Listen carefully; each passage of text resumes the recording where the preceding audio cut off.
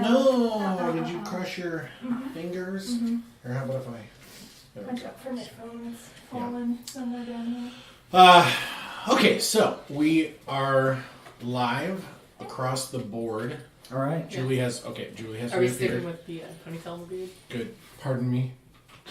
I'm teasing you about your. Yeah, I'm trying something new, all right? I'm a trendsetter. Okay, when you grow a beard, then you can give me advice on what to do with my beard. How about that? I'll make that compromise with I've you. got little itty bitty bands that are like neon colors. I could like divide it into little sections. Actually, I've been thinking about doing that. that. I've been thinking about He's wanted me to braid trying your braids beard. and trying out a few I'll things. give you some little itty bitty bands.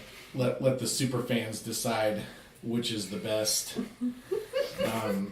We should stop talking about it though, because their commercial break is probably over, and I don't want them voting tonight. I was gonna say. It's so funny on camera. You just have like this yellow dot. Right Speaking there. of commercials, Yeah, it is sort of floating there, isn't it? is Yeah, Tabletop Roundup up still on Twitch? It is. Yeah. It is up still up on Twitch. Yeah, So both episodes. of the split. Okay, Yeah. part 1 and part 2. Part one, But part two. If you didn't watch it last night, you can watch it not right now, but like later. That's absolutely correct. And Right. also, we will be adding all of our Tabletop Roundup episodes to the Bearded Foe channel on YouTube as well. So if you miss any of them, you can always go find them on the YouTubes and watch them from there. Good evening, everybody. Welcome to Arragas, City of Dreams. My name is Sean Dixon, and I am the Bearded Foe. Hi, Sean. Hi. Welcome back, Amanda. That's the one I Um, was actually wanting, yeah. With me, as always, is the heart and soul of this show, our heroic adventuring party, and lovers of fans, fan favorites, I should say. So before we get started, I'd like to give a quick shout out to our good friend and fellow Twitch caster, Duchess LOL. Hi, Duchess, if you are out there. I'm excited to be friends with you. And so are we. And also a quick shout out to one of my favorite podcasts, which for the life of me I cannot think of the name. Why do I keep Tails and Ales. Tails and Ales? I knew it rhymed. I keep trying to rhyme stuff with brews. Like, you know, Brews and Bros. Stews and brews and yeah. So Tails and Ales, a podcast that is also about Dungeons and Dragons 5th edition. And during their break, they review different brews, beers, ales. I don't know if they do mead. I don't really know. Actually, I think they did have that one time. Yeah, pretty much give out good advice. I'm told they've drank enough that they know what they're talking about. So if you're looking for a new interesting beer or mead to drink, Tails and Ales will give you some good information. The last little bit of maintenance before we get into tonight's episode, you will notice that the map cam is down. We are still having technical difficulties with our map cam. It has been a very bad map cam, and I am in the process of sending it off to map cam military school, but there's a lot of paperwork involved with that. So we will keep everybody informed, and hopefully when future combats erupt, there will be a map cam so that everyone at home can see all of the action of completely static figurines slid around on a grid by Big Ol' Meat Hook. Riveting. Yes. Okay. So to quick recap from last week, the adventurers have successfully scouted the secret Renaud family compound that is located in the woods north-ish of Arragas, a couple hours away from the city limits. They have discovered that, in fact, Violetta Castellani, the wayward daughter of Adel Castellani, is in attendance at the house and does plan to be married later today. They have regathered in Arragas, made plans to attend the wedding using a forged, well, not, I shouldn't say forged, that's not really fair. We'll just say a less than authentic invitation. Impromptu. It drunkenly scribbled. Yes, drunkenly scrawled upon invitation they plan to attend the wedding, witness the events that happen there, and their hope is that when Violetta discovers that Olivier, her true love, is not going to make it to the wedding, her emotional state will be ripe for manipulation, and they will be able to whisk her back to Arragas and show her. Well-meaning manipulation. I was Oh, gonna sure, say, we yeah, sound no, like great. No great judgments people here. when I'm just the manipulating. DM. No judgments. Oh, she's gonna let's- be so pissed. Let's not. Oh, it's gonna be great. She's She's gonna be all like, We're ruining her And life she's for gonna her. smell like piss. Too. yeah. They're hoping that to catch Olivier red bodied in the act of debauch. So, all right. So everyone has gathered up their finest livery. Everyone has met at the stagecoach, and we are now galloping at a respectful speed north of Arragas in the middle of the afternoon. Vesper is not going to be in attendance tonight. However, Pippi Stardust has vowed to make an appearance at the wedding and dazzle everyone with her musical stylings and her angelic, nothing short of angelic voice. I believe. Totally different What are person. what did we decide for Liliana? Is she a mouse or a ferret or a weasel do or I a have to? gerbil or a hamster or a The snick. I'll be Not a a- not a pocket weasel. lizard. You could be pocket lizard? Okay, a gecko. You could be a decorative macaw. I could wear you on my, I I actually could wear you on my shoulder. can't be because I can't. Oh, you can't be a bird. That's right. Yeah. You could be a flightless. You could be a You'd be a decorative flightless penguin. macaw. Right, yeah. You could be a decorative ostrich. Oh no, I can't swim either, so I can't be a penguin or an alligator. Peacock. Man, that's- You could be a chicken. That's Fourth very level true. is. There's a could lot be of a chicken. things. Women. There's a lot of things. Yeah, you could be a decorative chicken. I'm going to go with pocket lizard. I think we have not yet seen her as a gecko, and I think it'll be cool. So you are a pocket lizard Let's see. riding along in one of the myriad pockets that are now riding along in the very fancy stagecoach. Just to yourself. We've I got did. two. We've got Don't look Kethra at me. in her. Yeah, we're. Yeah, Vesper. Everyone Vesper look away. Is, Everyone yeah, look away. Pippi is already in attendance, I'm sure, right? You're riding in the stagecoach, right, Pippi? Why, yes. Okay, great. So some of you remember Pippi Stardust. Oh man, now I'm gonna do it all the time. Pippi That door's Stardust unlocked. from Fort Prescio. She was a very accomplished singer. She brought the house down at Grim Grum's establishment, the Veiny Shaft. She also correctly sang the entire ballad, The Rose of Orleans. So I know that Arister at least is a fan. Yeah, I'm definitely a fan. That's One dude, you just gecko on your face. day I think she's gonna go Hair. through all My 17 years. beautification tree. Yeah. There we go. The extended director's Yeah. cut, Yeah, the magnum opus, as it were. yeah. There's 4 more controversial verses. Oh, yeah. Okay. Traditionalists would include them. That's always sure, that sure. great uncle that nobody talks about. Yeah. Well, oh no. What? No. Okay. Great Uncle Orleans is not to be mentioned. Okay, so Kethra is dressed in her finest priestess of Ara habit. Okay, great. And then we know that Arister, both Arister Is it a and habit? Like I Macaria- have a. Well, no, I mean just whatever. Yeah, it's not like your day to day habit. It's not like what you lounge around the temple in. You can know, go it's- as it's Pippi and do a sister act thing. Sister Act, that's Sort right. of voluminous robe. Sister Act 2. Yeah. Okay. You have a talented gecko in your pocket. And then of course Arister and Macaria are wearing their military dress uniforms. Arister's is in tip-top shape because he actually purchased a new one that was perfectly tailored to his. Macaria's uniform is looking sharp, but it also I think people can probably tell that it's been a minute since she's worn it, and so she's after being able to move so freely with her rapier, I think she's probably finding the shoulders and maybe the back a little bit to be kind of restricting. So she's probably fidgeting a little bit in her uniform.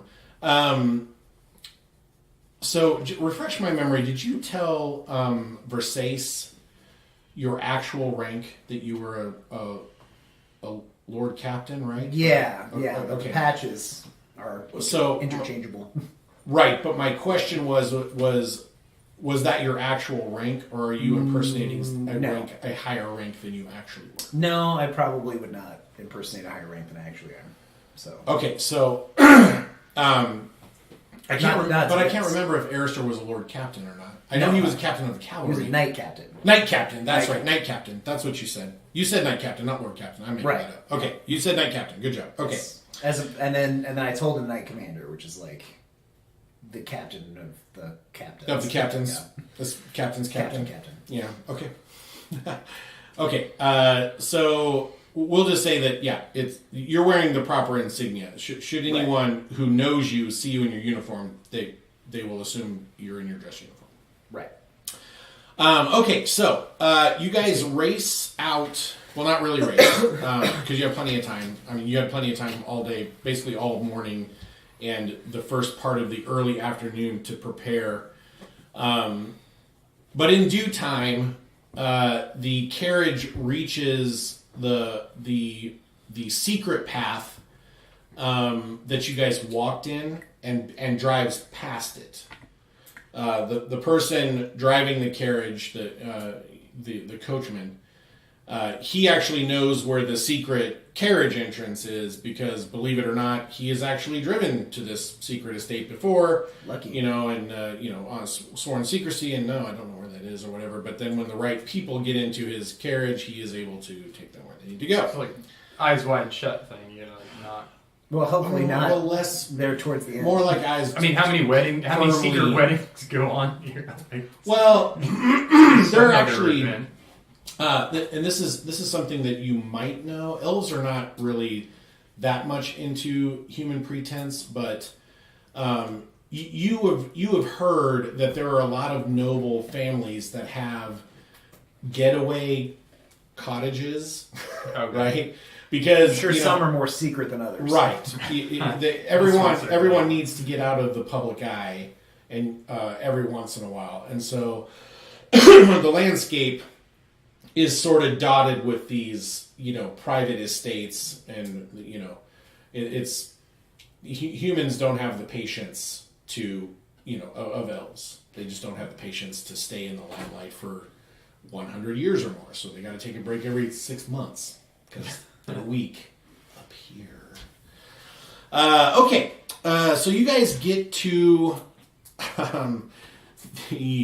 the front gates, and there are some house guards there. Only one of them has a dog. You don't know where the other house guards and dogs are. These guys are dressed in nicer clothing than the gentleman that you ran into earlier this morning. You can tell that they've been instructed to sort of tidy up to accept guests. There was a coach in front of you. Some guests got out and began walking up the long, winding pathway towards the main house. Their coach rode off somewhere, presumably to a place where all the stagecoaches or all the carriages are being parked. Your coachman arrives, pulls up. Everyone steps out. The guards wave you all. Oh, I'm sorry. I have skipped something. Arister has brought along a +1. That's right. Arister, would you like to inform everyone? I'm not sure everyone knows that you're +1. So I was given an additional invitation by our bard / creative writer. And I am going to use it to bring along my character's mom.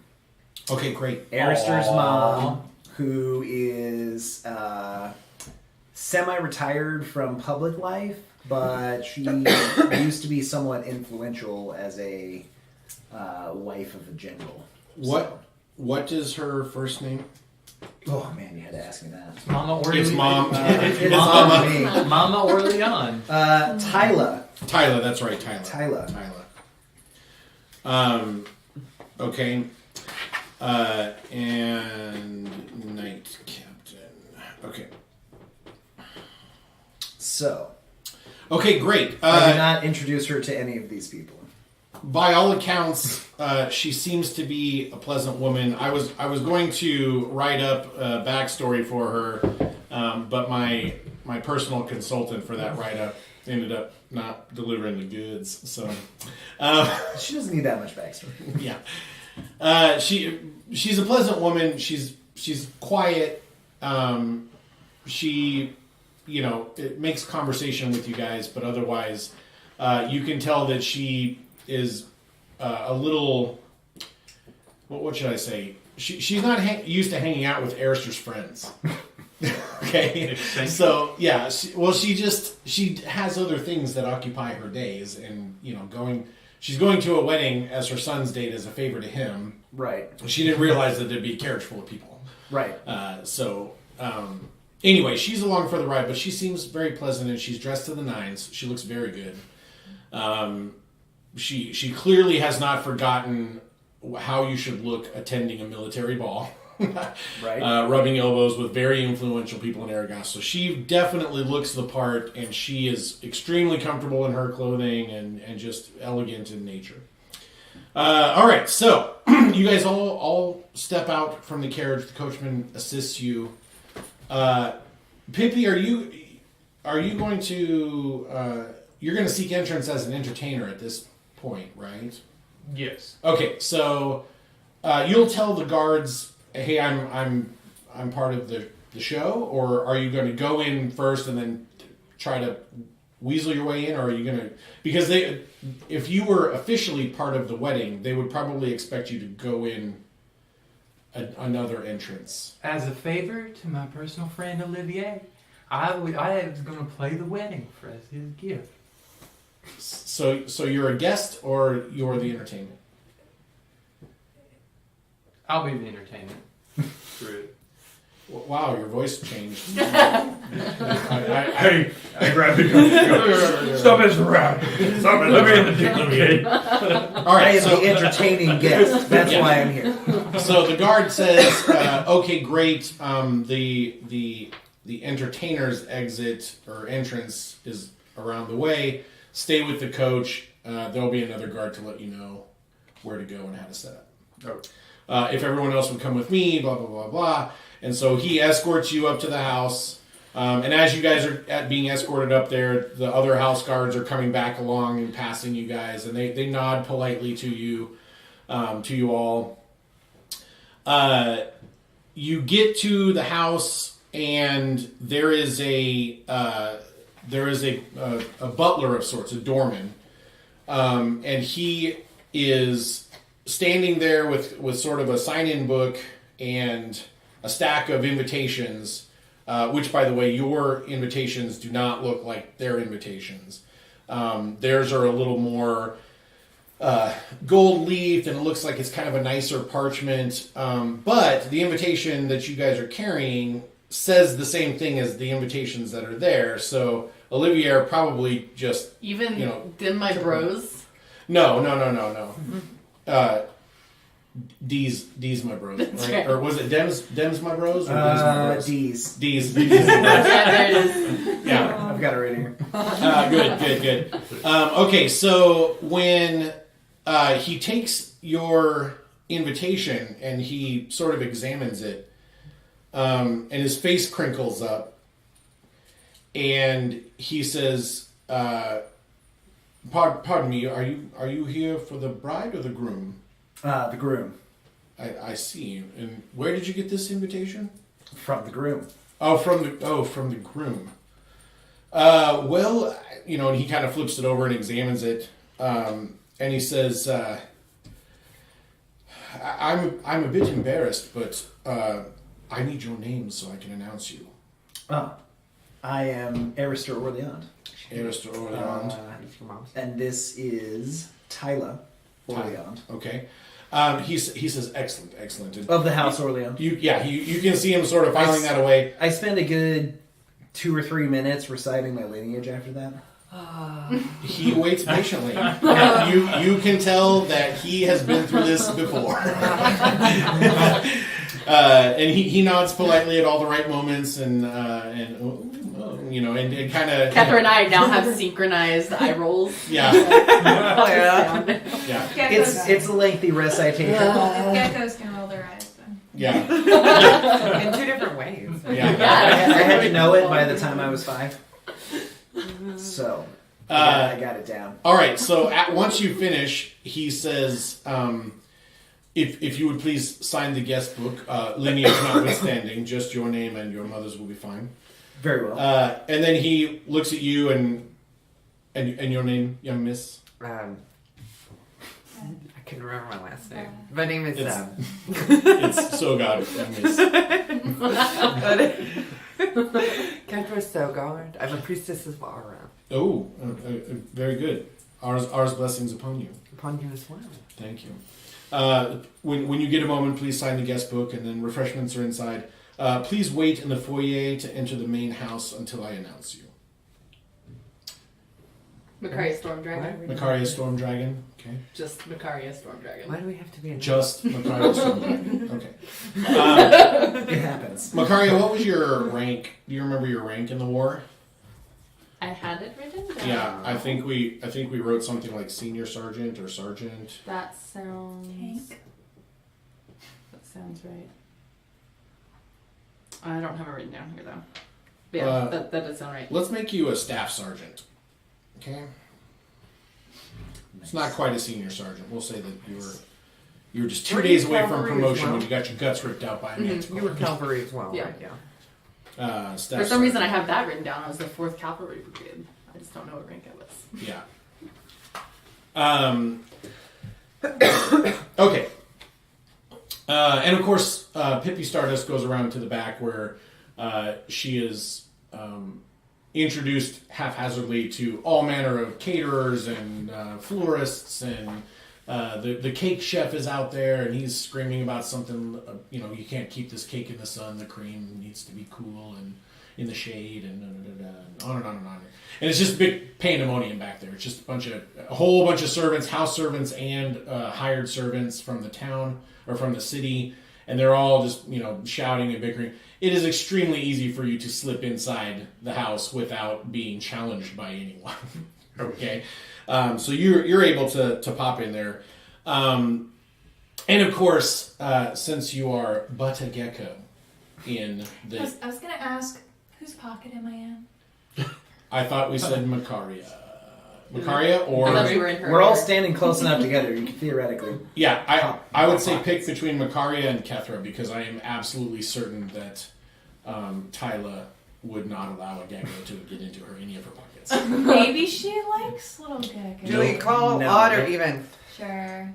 She's a fan of She said animals. odd. Odd. Okay, so Yeah. if this is odd, it's in yours, and if it's an even, it's in mine. Okay. For the Okay. Okay. You are in my pocket. Okay. Oh. All right. So Gecko in Kethra's pocket. Liliana, Holly, Gecko. You guys can heal each other. Gecko whisper. Yeah. Can she boost my healing with her little gecko paws? Yeah. Like we could both Those little cast. suction cups. It's like a little druid battery, healing battery stuff in there. Okay. So when you guys Cast- get up to Cast the another trace beforehand. no, nothing. Okay, I see. She literally pocket heals. Oh yeah. Okay, so when you guys get up there, there's, like I said, there's just one couple ahead of you, and they don't really introduce themselves or anything. They seem preoccupied with making sure that each other's dress is immaculate and straightening ties and that kind of thing. I roll my eyes. Yes. Your military precision doesn't. Yeah, at this point, you don't need anybody to second guess you. These rookies to these social functions. Have you been to one of these before? I I wasn't talking to you. Have you? No. Do you know what we're supposed to? So you don't know what we're supposed to do. We'll stand here. Okay. Yeah, wait. I feel he like said wait until you're. Okay. Just Yeah, bless wait things. until you're. It's that been quite are some around time you. since I've been to one. In case you wanted to know. Yeah. Quite I'm some- assuming this is an open bar, so I'll be fine. Okay. Okay, so the doorman, takes a quick glance outside to see if any new groups are coming up the way. He sees that there aren't any, so he takes this moment to run over real quick and introduce everyone so that they can go into the main house. Okay. All right, so the first two, or the people in front of you, he introduces. He opens the door and in a very loud voice he says, "The Lady Maisie Hallstad, accompanied by Lord Cedric Hallstad." And then they go in, and they are greeted by a few people who are already inside. One of whom is the matronly woman that the two of you saw when you were skulking about the place. You assume that is the Lady Renaud. Do we have to bow or anything? Like, do we have to do something special? Make a perception check. Uh-oh. I'd make one, but there's nothing I can tell you.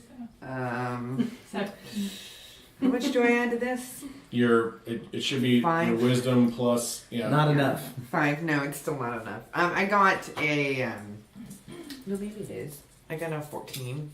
Okay, you did not see Lady or Lord Hallstad bow to anyone. They just walked in. They walked in. They took hands.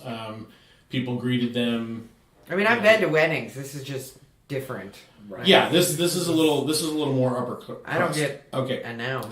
Then he turns to you and your mother, and you guys step up to the door, and he says, "The Lady Tyla Orleand, accompanied by Knight Captain Barrister Orleand." Thank you, sir. He looks at you and says nothing. You guys walk in. We walk in. All right. Then he turns to you, and he clears his throat, and he says, "The young Miss Kethra Sogard, priestess of Ara, unaccompanied." And I look at it really weird. Like, what? What? he sort of nods that you should go in now. Oh, okay. And so I walk in, and I just try not to trip or. Okay, so at this point, the Lady Renaud has noticed that there are people coming into her home that she didn't send invitations to. Mm-hmm. And so she begins to make her way over to you guys, and right on cue, your mother steps in front of her. So I brought you. You had a mother-son discussion about what seek and destroy mission. Well, Very you told her probably something like, "Hey, it's been a really long time since I've been to something like this. You got to help me navigate the political landscape, run interference." And so she was like, "Oh, great, right, right." So she did her stretches this morning. Get out the kid, and she's ready. Yeah. Okay, so then he turns to you and announces, "Madam Staff Sergeant Macaria Stormdragon, unaccompanied." Are we supposed to bring someone to these weddings? He's dressing. Traditionally, you do have to. Why Yeah, didn't you tell well, us this? it's Makari also- and I could have gone together. No one asked. It's also in case there are any eligible young gentlemen at the party, they know who they can talk to and who they Indeed. cannot. Ooh, not this group. Well, fortunately for you, Kethra, you don't see any eligible young gentlemen around. You see several eligible old. No. Crusty Yes. Yes. Good. More than one monocle has been adjusted since you Nope. arrived. No. You want to be in the movies? All right, so everyone gets in. I'll protect you from lechery. Everyone gets in, and That's right. let me Taking a vow of Yeah, it's in your chastity. pocket. Pocket heels. Yeah, I've taken a vow of chastity. So okay, I'm so good at cock blocking. once Macaria gets announced, you guys see an older gentleman clearly wearing the Renaud family crest on his jacket. stops yelling at some of the servants. I mean, I say yelling, but he was like sternly, right? And the servants just like shaking their head. He looks over at you guys and just, without even dismissing the servants, just makes a beeline to your position. And he looks around at you and says, "Greetings, can I help you?" We would like to be seated at some point. Other than that, I don't recall you being on any guest list that I approved. Who are you? Olivia assured us that that would have been taken care of. Olivia. My son. Yes, your son. Invited you. Yes, correct. Make a charisma check. Oh, it's a good thing I have some charisma. I don't. Hey, does he get any bonuses for Make proper a charisma wardrobe? check with advantage because your mother is there. Yes. There we go. And he's in proper military uniform. Yeah, It's no, made he's- by the Versace guy. Yeah. or He doesn't look like he's- No, not Versace. Not Versace. Scratch the Versace comment. Versace. Not, it's Whatever. Versace. I got. It's Versace. It's a totally different clothier. Do I get Totally different. Do I get persuasion added to this? Yeah. Oh, yeah. Yeah. Okay. If you're trying to persuade him, yeah, do persuasion. Yeah. 15. 15. Good job. All right. So you can see that he, at first he seems skeptical, but you think that you read maybe that it's anger because this is just the sort of thing that Olivier would pull at his own wedding, kind of a thing. Olivia and I go way back. At that moment, the lady Renaud comes back over with your mother, and she says, "Auguste, have you been introduced to the Orleans?" And he says, "No, I have not made their acquaintance yet." And she says, "Oh, well, this is Lady Tyla Orleans and her son, Barrister." And he says, "Wait a minute, Orleans?" And she said, "Yes." Like General, what's your dad's name? I think his name is Devantes. Devantes, Yes, it right. is Devantes. Like General, as in General Devantes Orleans. And he looks back at you. He looks at first at your mother and looks back at you and then looks back at your mother and offers, to take her hand, to kiss it or whatever. And he says, "I wasn't aware that my son had such honorable friends. Forgive me." Well, I've been trying to assist him with a few of his late night endeavors in an attempt to sort of guide him on, let's just say, a less rambunctious path. Auguste and his wife exchange a quick glance, and the Lady Renaud says, "That would be greatly appreciated because he has been such a..." And then Auguste says, "Judith, let us not speak of such things on such a happy occasion." He is highly spirited. That's a very useful quality. Yes, let me know if you find use for it. Hors d'oeuvres and refreshments are over there. As friends of the groom, you will be seated to the left. Excellent. Please enjoy everything that I have to offer. My home is yours. And he walks off. While you guys are waiting, you guys begin to split up. Yeah. Mom's You hear the doorman announce, "Lady Zola Norwood and Lord Tresner LaRouge." Should we know these people? Yes, the jeweler and his mistress from Yeah. Fort Prussia. Oh, those You two. turn around, and sure as the sun rises, there they are. Do they have clothing on this time? Best person Oh yeah, no, They're not like dressed. I'm semi-naked. staring from the rafters. They're dressed. Evil. Sometimes I have to remember I'm not a paladin. I don't think I met that girl. I don't think Kethra not ever face to did. face. No, I don't think Kethra ever did. You met them. Macaria- I definitely went. Macaria They and went. Vesper went. Did you meet them? No. Yeah, Yeah, I don't Macaria think and that's Vesper went. But you guys know I- the name because Macaria and Vesper gave you guys a full report about what they suspected was going on there. And I think we saw them too. Oh yeah, you did. And he was the jeweler that was dealing with in bloodstones, which is basically like minor $10 bills, whatever you want to call it. Like the miners use them, pass them around when there's not, because they're lighter than coins and stuff like that. Okay. You saw her much more clothed than I did. Yeah.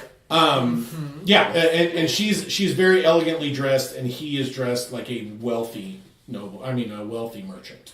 Although you did not, for you especially, it's weird that they introduced them as lady and lord, because you are not aware of them being noble in any capacity Or together in any official capacity. right. Yeah, they're not together Pretty sure in official he capacity. has- Mayhap they found that moonstone vein, mined it out, and purchased. And now they're some super rich. patents of nobility. Makaria, are you attempting to avoid any sort of recognition by Tresner Probably. and Zola? Why don't you go ahead and make a deception check? Junebug, I didn't build this platform so that you could walk on it. Hey, good roll. That would be 18. Okay. Where do you keep that luck going? So when you hear the names, you look over and confirm that it's them, and then you just ever so subtly shift your position in the group so that there are people standing between you and them. And I will say that are you going to alert these two as to why you're oh hey slight complication? Yes. Okay. I think we told them about. I'm the smartest person in the group, so I think my With a 12. With a 12. In case anybody forgot, Yeah. my 12 is mighty compared to everyone else. I think I probably deduced I have an 11. I'm close. that they would know who she was. Okay. Yeah, no, you remember the name. Yeah, you remember their names. So I'm going to stand at least in the middle of the room to block sight. Okay. All right. So, you guys keep sort of chatting. Eventually, your mother and Lady Renaud sort of waltz off with each other to talk about how beautiful the house is, and we've never, she's like, oh yes, these getaway cottages are amazing. You must have one. And your mom, of course, is like, well, on a general's salary is much too modest for such taste, and I wouldn't know what to do with all these grounds and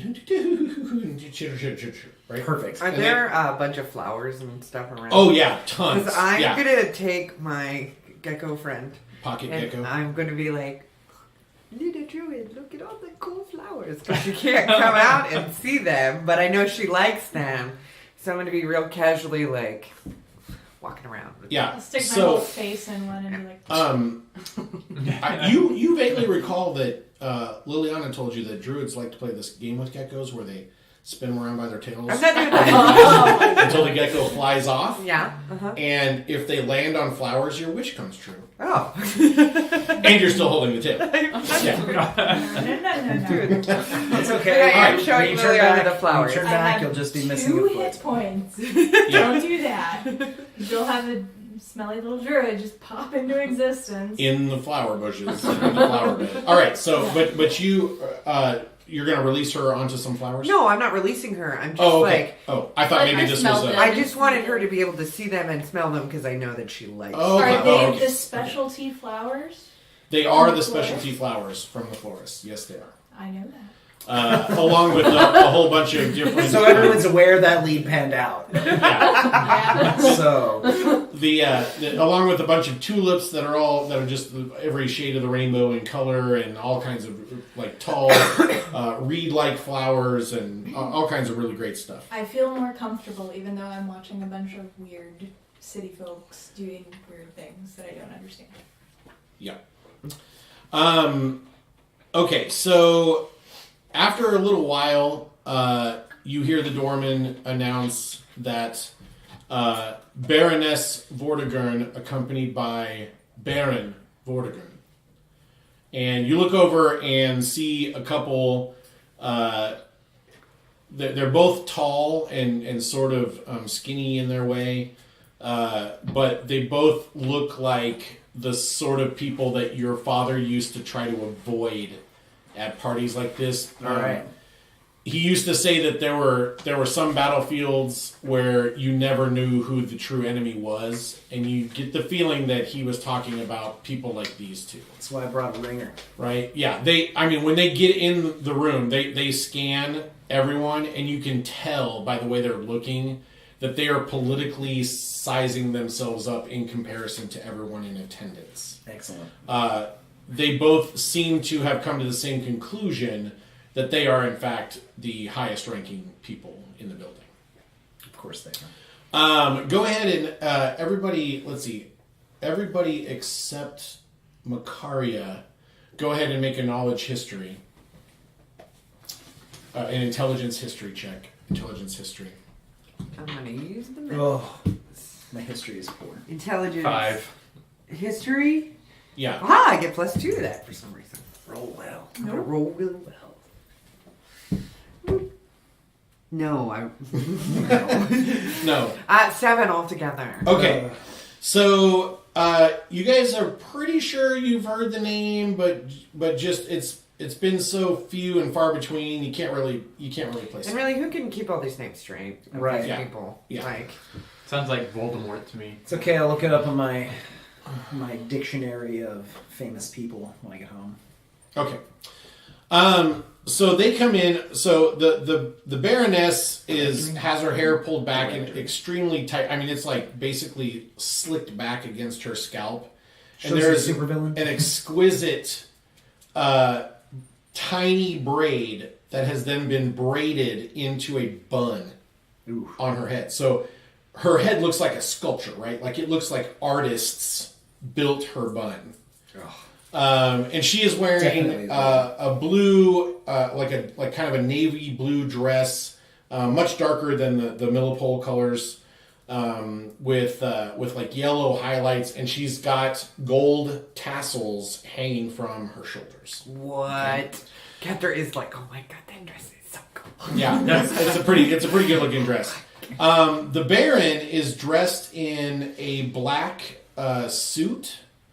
A jacket, black pants, and a top hat, not unlike the one you guys have seen Winky wear. It's sort of shaped like a stovepipe, and it's round, and it's got a flat top. And he's wearing almost entirely black, except his vest, his undercoat, is green or is blue and yellow. So you're assuming that the blue and yellow is Vortigern family colors or something like that. He is also carrying a cane that is made of some. Actually, why don't you make a knowledge nature? Yeah.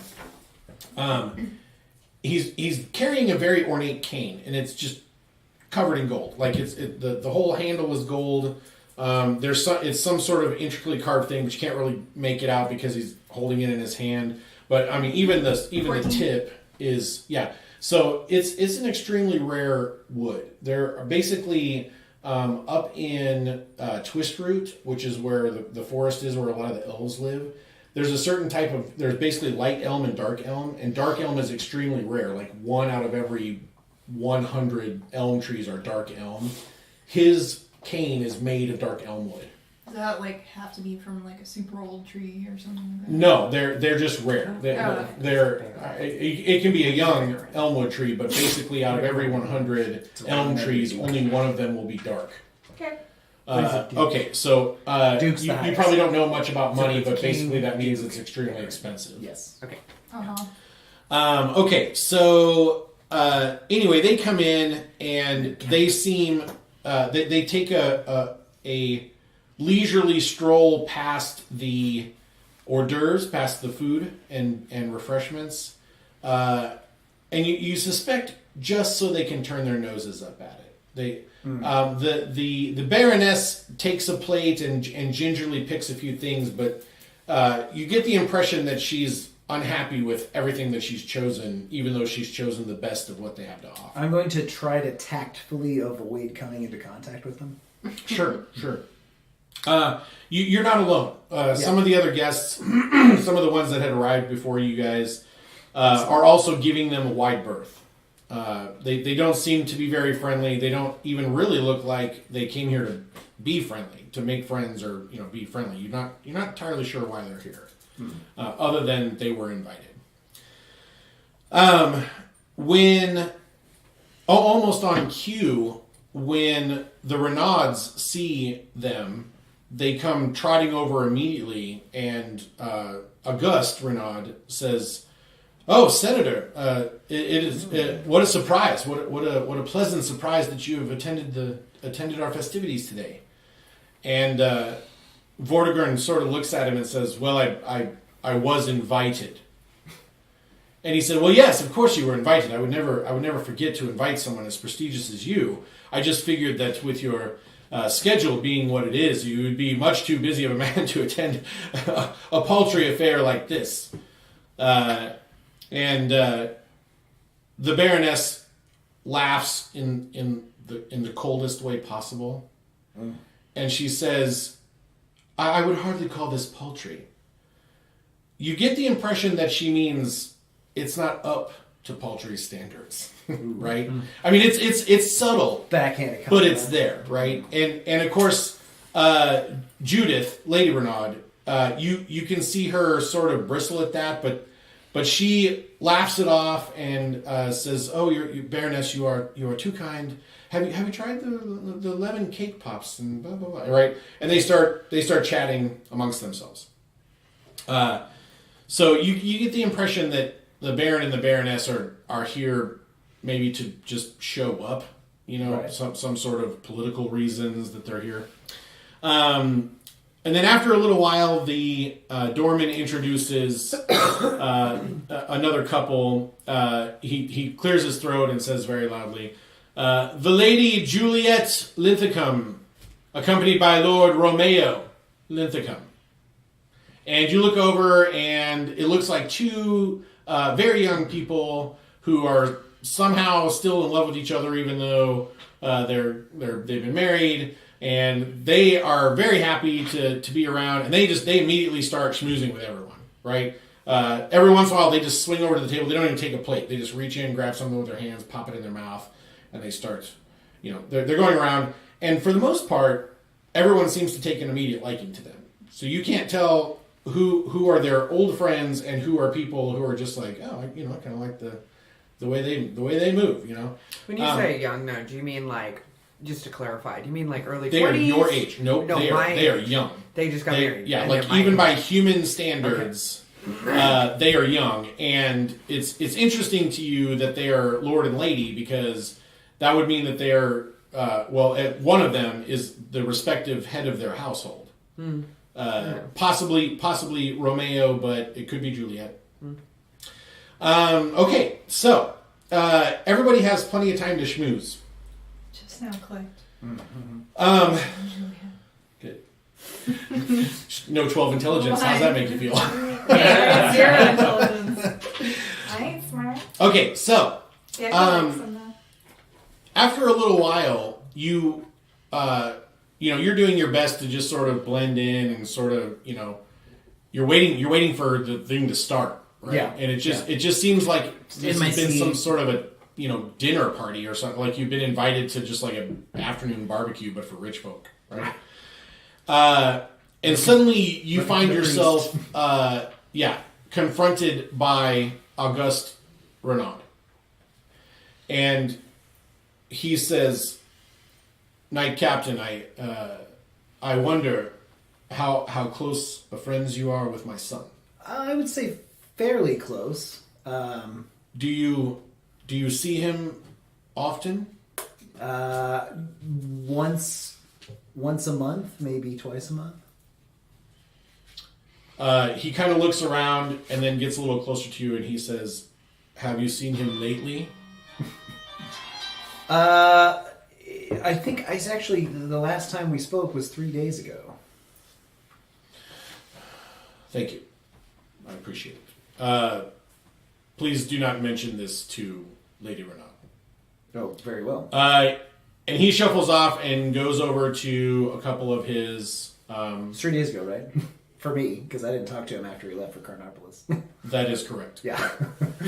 He goes off to some of his servants and he hurriedly whispers some orders to them, and they stop what they are doing and they leave the grounds. So Okay. you get the impression that he is now sending people to go find Olivia. How long of a trip is it? 2 hours. Okay. Yeah, Just wanna 2 make sure hours. it's not So like a 5-minute jaunt into He's town. no, Like, okay. no. I Alright. thought we were absolutely 20 not. minutes out. from Well, the- yeah, it's if they get on horses, it'll be less than that. Was it 20 minutes? Did I say 20 was minutes? 20 Yeah, it was 20. Yeah, it was- well, but it it was- took it us was 20, 35. But you guys were riding something. horses, so Yeah. 40 minutes. Yeah. Okay. 40 minutes. But they have to Almost- wind almost a through. They 2-hour have to round wind trip, through okay. Yeah. town. Well, they Unless- also don't know Unless where they're Yeah. on horses, in which case it'll be about 20 minutes to get there. But then they have to try to find him. Yeah, they Yeah. if In you the beeline city. there, you know, it in a would place be, he's not known to have ever gone before. So. That's correct. Okay, so everybody knows what that sound means. It's time for our 10-minute break, Right. our bio break. So please take this opportunity to stretch your legs, refill your drinks, grab a little snack, smoke them if you got them. And we will return at 9:01. 9:01. And for those of you sitting at home, this is a perfect opportunity to microwave yourself some popcorn or some pizza rolls or something like that, because it's getting kind of hectic. or wake up from your nap. Yes. It's Yes. a good time to wake up It's getting kind of hectic. from your nap. It's getting. All right. So back at 9:01. Back at 9:01. Okay. Here, you can wear the wig around the house. I don't mind. You can wear it outside if you want. It's very elegant. I've got a got your couple- neighbors. Don't I tempt still me, say- alright? I was gonna say I've got a couple neighbors. I that Don't I say you probably- should wear the other one. Is Hey, it hey. is it How's it increased go? temperature? Is it like boiling under there? No, it's just Because see, it looks warm. unfreaking manageable. Well, I it's just gonna, got you know what we my need to do is shoulders. we need to get you one of those styrofoam heads so that you can Yeah. put it on the styrofoam head while you're gone. Oh, that's right. Because I think that the fact that it's laying flat is causing it to like crease, or not crease, but You need a what is it? What's hairdo? Crimp? Duchess, what is hairdo? Does it crimp? What do hair? Aren't you a wig maker of some renown? man. What Duchess, a LOL. wig maker. Well, this is the cheapest thing I could ever find. So. It looks great. yeah. I mean, I do, It yeah. fits. I- It fits. I feel like Swiss Guard Yeah. from Metalocalypse. What a good move. What a good show that That's is. how I'm getting through this. It's true.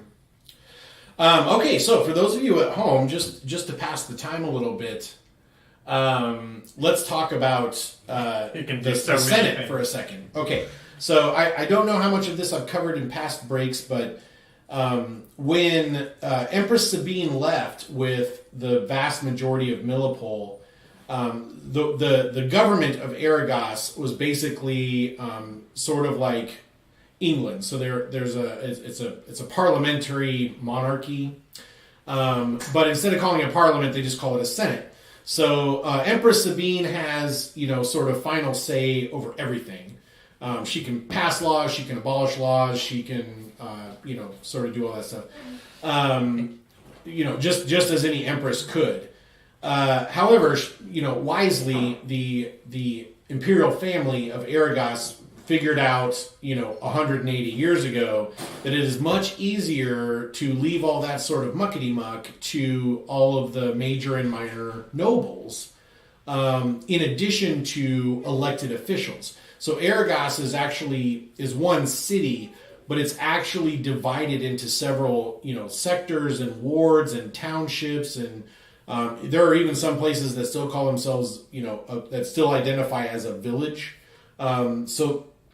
So think of Arragas as being a city that's made up of all of its suburbs, but imploded, right? So the suburbs are inside the city, and each of these wards and sectors and stuff, they either have a noble governor, which is someone who, that's hereditary and they basically pass it down to their children, or they have an elected senator. And all the governors and senators attend Senate, and they vote on, they do basically what Parliament does in England, which is to propose, ratify, and vote on laws and logistics and procedural goings on within the city.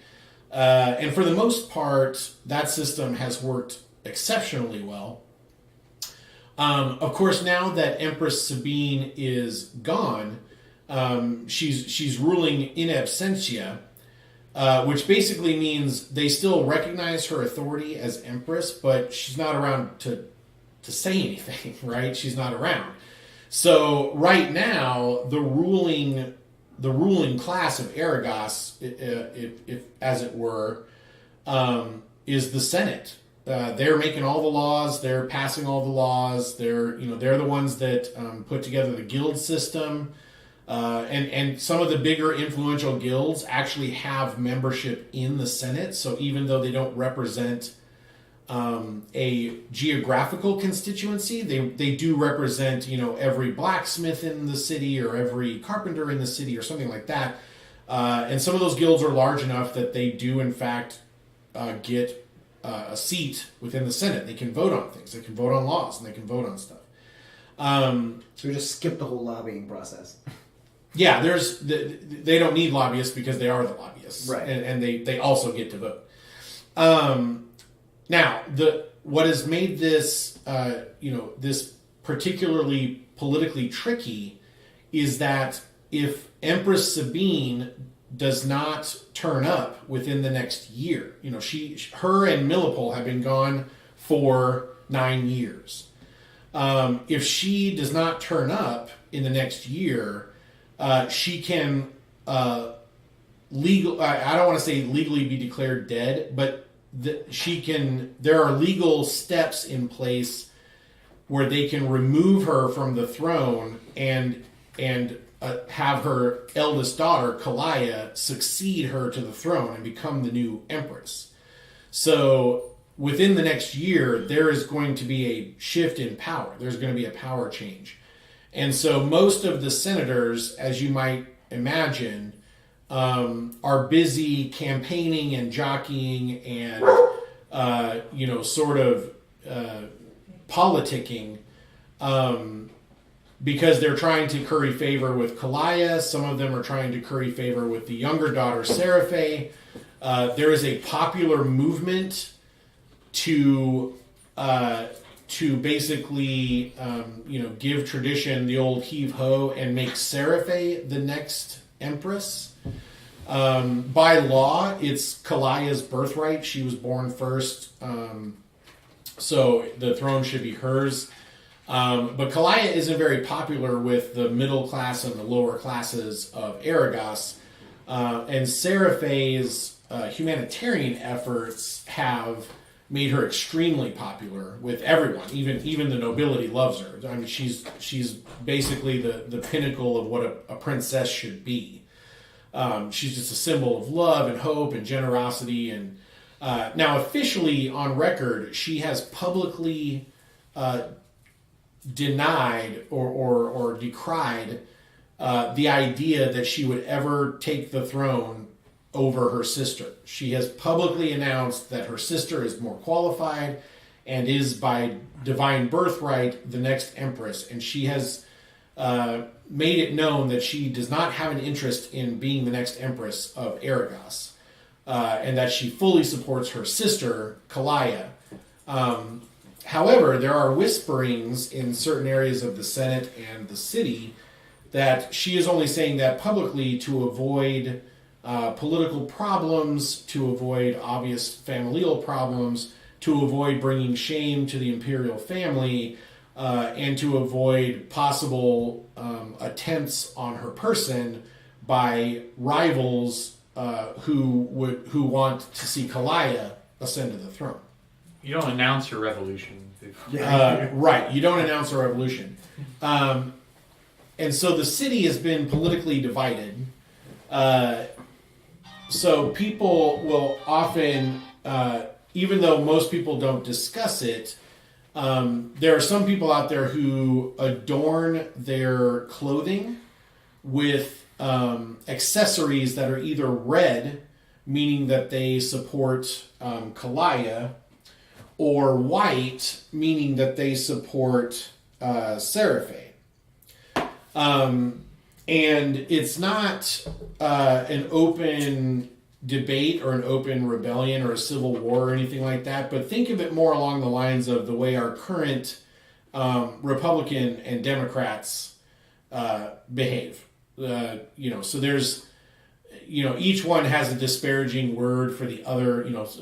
People who are supporting Sarah Faye, think that everyone who supports Kalaya is an idiot, and these are the people we don't want running the show. And the supporters of Kalaya can say the same thing. And there have been a few reported brawls and things like that have broken out between drunk supporters. But there's never been any open directed violence of any kind to either side. However, many people can feel the tension. It's a very tense year for the city. People aren't sure what's going to happen. Some people are hoping that Empress Sabine comes back and the whole thing just sort of blows over.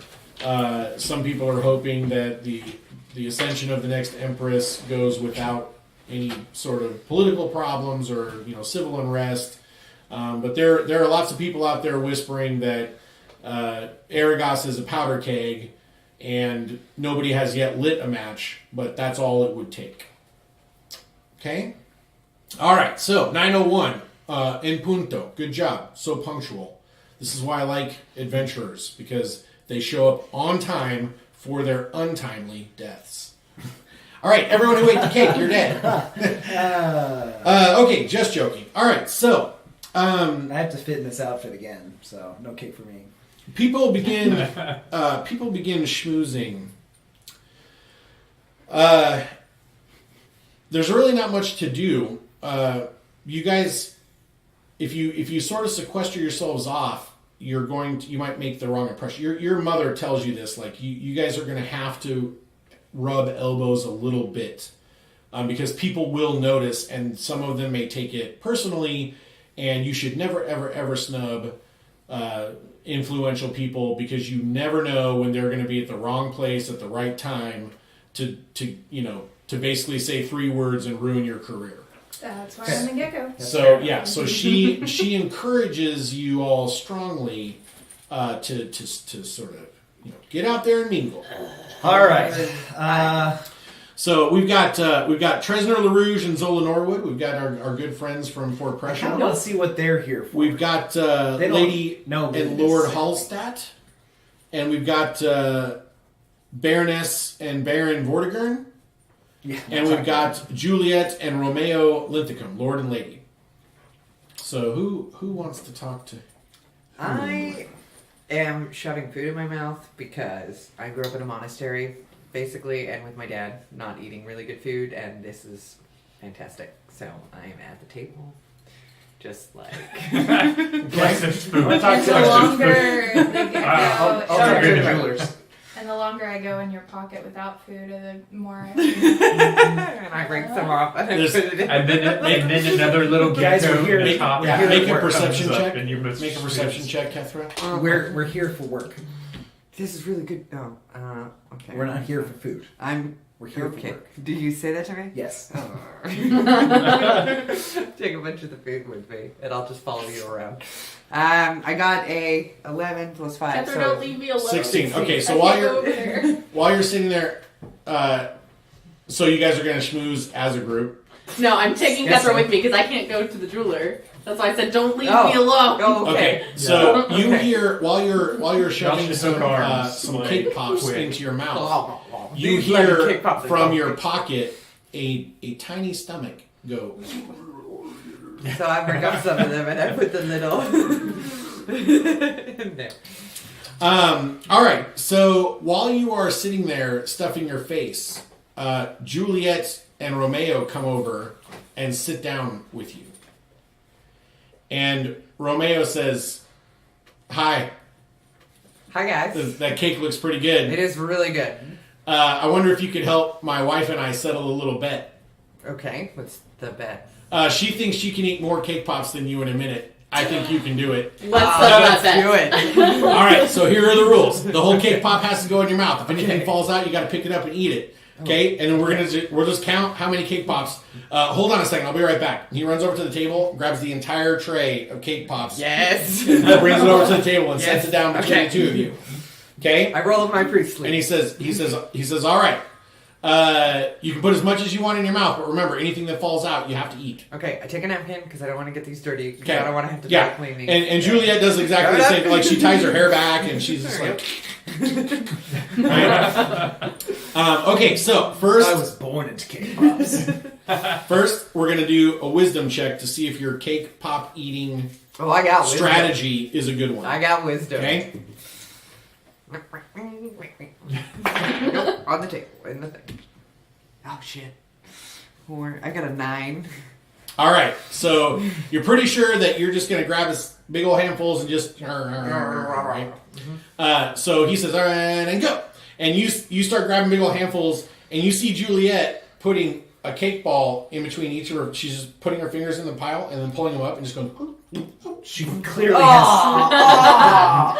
Clearly has. And you start developed falling technique. behind right away. Like you're just like, right? Okay. So next we need a Constitution check to see if you can swallow all the cake balls that are in your that mouth is- without You're dropping gonna anything. That is catch not fantasy diabetes. You're a paladin. You can cure it. That's Ah! I got a 17. All right. So 17. Okay. So despite your basically just quantity over quality attacks, you're still getting everything in your mouth. Like you're not dropping anything.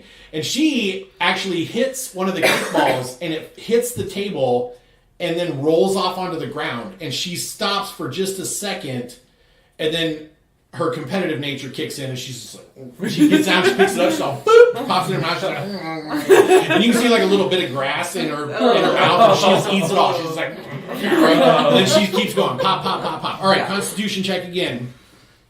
Uh-oh. Oh dear. I got a 6. Okay, so the both of you start slowing down at about the same time. You're just like, right? Because you guys have really put away a lot of cake balls. Right. The cake pops. All right, one last Constitution to see if you can survive it without throwing anything up. I got an 8. Why are we rolling so terribly? I don't know. Because cake pops, they're deceptively sweet. You get a whole bunch in there, Also, and your there's stomach a- is just like, There's a lot more than you would think to a cake yeah. pop. Okay. Oh yeah. No, They're it's like pretty frosting, dense. and yeah, They're it's pretty great. dense. It's great. The Okay. gecko in your So- pocket is touching you and trying to cast guidance. And it's not working. Dang it. All right. So you, what did you roll total? 8. 8. Okay. So you scored lower than her, so that means that in the end, she ends up getting one more cake pop down than you. One more. Close. So And GG. she just like puts her hands up, she's still just like chomping like the last little bits of cake pop, and she's just like, that grass almost had me. GG. And Romeo's like, ah! And so he reaches into his pocket and he pulls out a gold griffin and he hands it to his wife, and she's all, thank you, and he puts it in there, and he turns to you and in a very friendly way, he says, you owe me 1 gold griffin. Care to get a drink? And Juliet looks at you, and they both look like they want to have some beers with you. Sweet. All right, so they go get somebody, and that guy comes over and hands you some like little dainty wines, and Romeo is like, no, we need some, do you have an ale? Do you have a strong stout? And he says, yes, of course, Lord. Let me check in the kitchen, and he totters off. And so you make immediate friends with Romeo and Juliet. And Macaria's there too, though, right? Yes, Macaria, what did you do while everyone was stuffing their faces with cake pops? I mean, I was cheering on, and then I was gonna say that I grabbed a round of drinks for everyone. Okay. Kind of charged. Okay, great. Yeah, you actually go with the servant. You're like, hey, I know where the beer is. I'll have you pick out a good one, right? Okay, so you totter off with the servant, and the three of you are basically sitting back. 2 of you and Juliet are like nursing. It's starting to hurt. Like it's like that sweet, sickly cement. Diabetic. Yeah, like you're just like, ugh. All right, so Arister, who did you say you wanted to go? I'll go back to the jewelers. Okay. All right, so you approach Tresner and Zola, and they are sort of talking with each other, and right as you get there, they're both speaking with Auguste, about something. They're it's kind of hushed or whatever. And August sees you coming, and he says, "If you'll excuse me, I've got something to attend to in the house." And Zola says, "It'll work out, August. Just be patient." And she pats him, sort of lovingly on the shoulder as he walks off. And the two of them start to talk to each other, and then notice that you're standing there. And Tresner turns to you and he says, "Good day. I am Tresner LaRouge. I don't believe we have met." I know. I believe you were recently at Watauga Mining Complex. Is that correct? I was. How did you know that? Do I we was know there each other? myself. We must have passed. each Oh, other. forgive me. There are That's so many okay. Millipole officers there. Right. I don't want to sound uncouth, but the uniforms sort of blend together. Well, I was there visiting one of my friends. Oh, I see. Yeah. wasn't there Who for was your very friend? long. Restus Lacrasse. He's a Yeah. I don't know him either. He's an advanced scout. I'm sorry. He's just an old Sounds war- exciting. Yeah. war buddy. This is my Mrs. Zola Norwood. She is a pleasure to she meet is you. my sun and my moon, and she says, "Stop." He says, "Yes, I was up until recently. I was at Watauga Mining Complex, but there is something dreadful has happened." I heard rumors. Yeah, there are more than rumors. There are reports from Fort Murdo of some sort of an attack.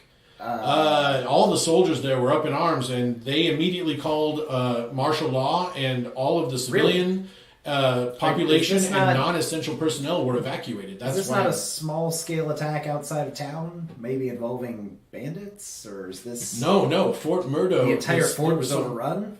I didn't get a lot of information, but based on the soldiers' looks and the reports of casualties coming in, it was quite a sizable attack. Yes. Of what? Again, as a civilian, I wasn't told much. The miners seem to think that it might be another attack on Arragas, and they're coming through the south end of the mountains. Some of the Millipole soldiers had mentioned goblins, but I haven't seen any goblins. I can't imagine an armed band of goblins attacking a fort. I can't imagine an armed band of goblins. I've never seen them. They're small and dumb. Well, whatever is going on, I'm sure if you check with your superiors, there's probably some sort of a communication. They'll probably give you more information than I. Interesting. But we were hustled out of there. I mean, we weren't given much time to pack at all. Well, I'm glad you made it out safely. Yes, as am I. And so, how do you know the Renaud family? Oh, well, we go way back. Oh, I see. Yes, we go somewhat way back. August and I are friends, but mostly business acquaintances. Right. We Trading do more partners. business than just hang out friendly. You're jewelers, correct? Oh yes, those are some of the best in Arragas. Yeah. Me and my business partners. Interesting. And my missus is wearing some of my finer pieces. If you'd like to take a look, I observe her fine pieces. she turns slightly so that she glitters in the sunlight. Well, it seems that you're very well equipped. Oh my God. With lovely jewels of all shapes and sizes. Yes. He leans in and he says, "You know they're for sale if you want them." Oh, Well, I have yet to have anyone to give them to. Oh, just wait. Be patient. Someone always comes along. I mean, look at me. I'm old. Look at her. She's beautiful. Indeed. It can happen to you. I'll consider your words. Zola looks at you and she kind of looks you up and down and she says, "It'll happen to you." Oh, interesting. Well, I will keep that in mind. Thank you for your concern.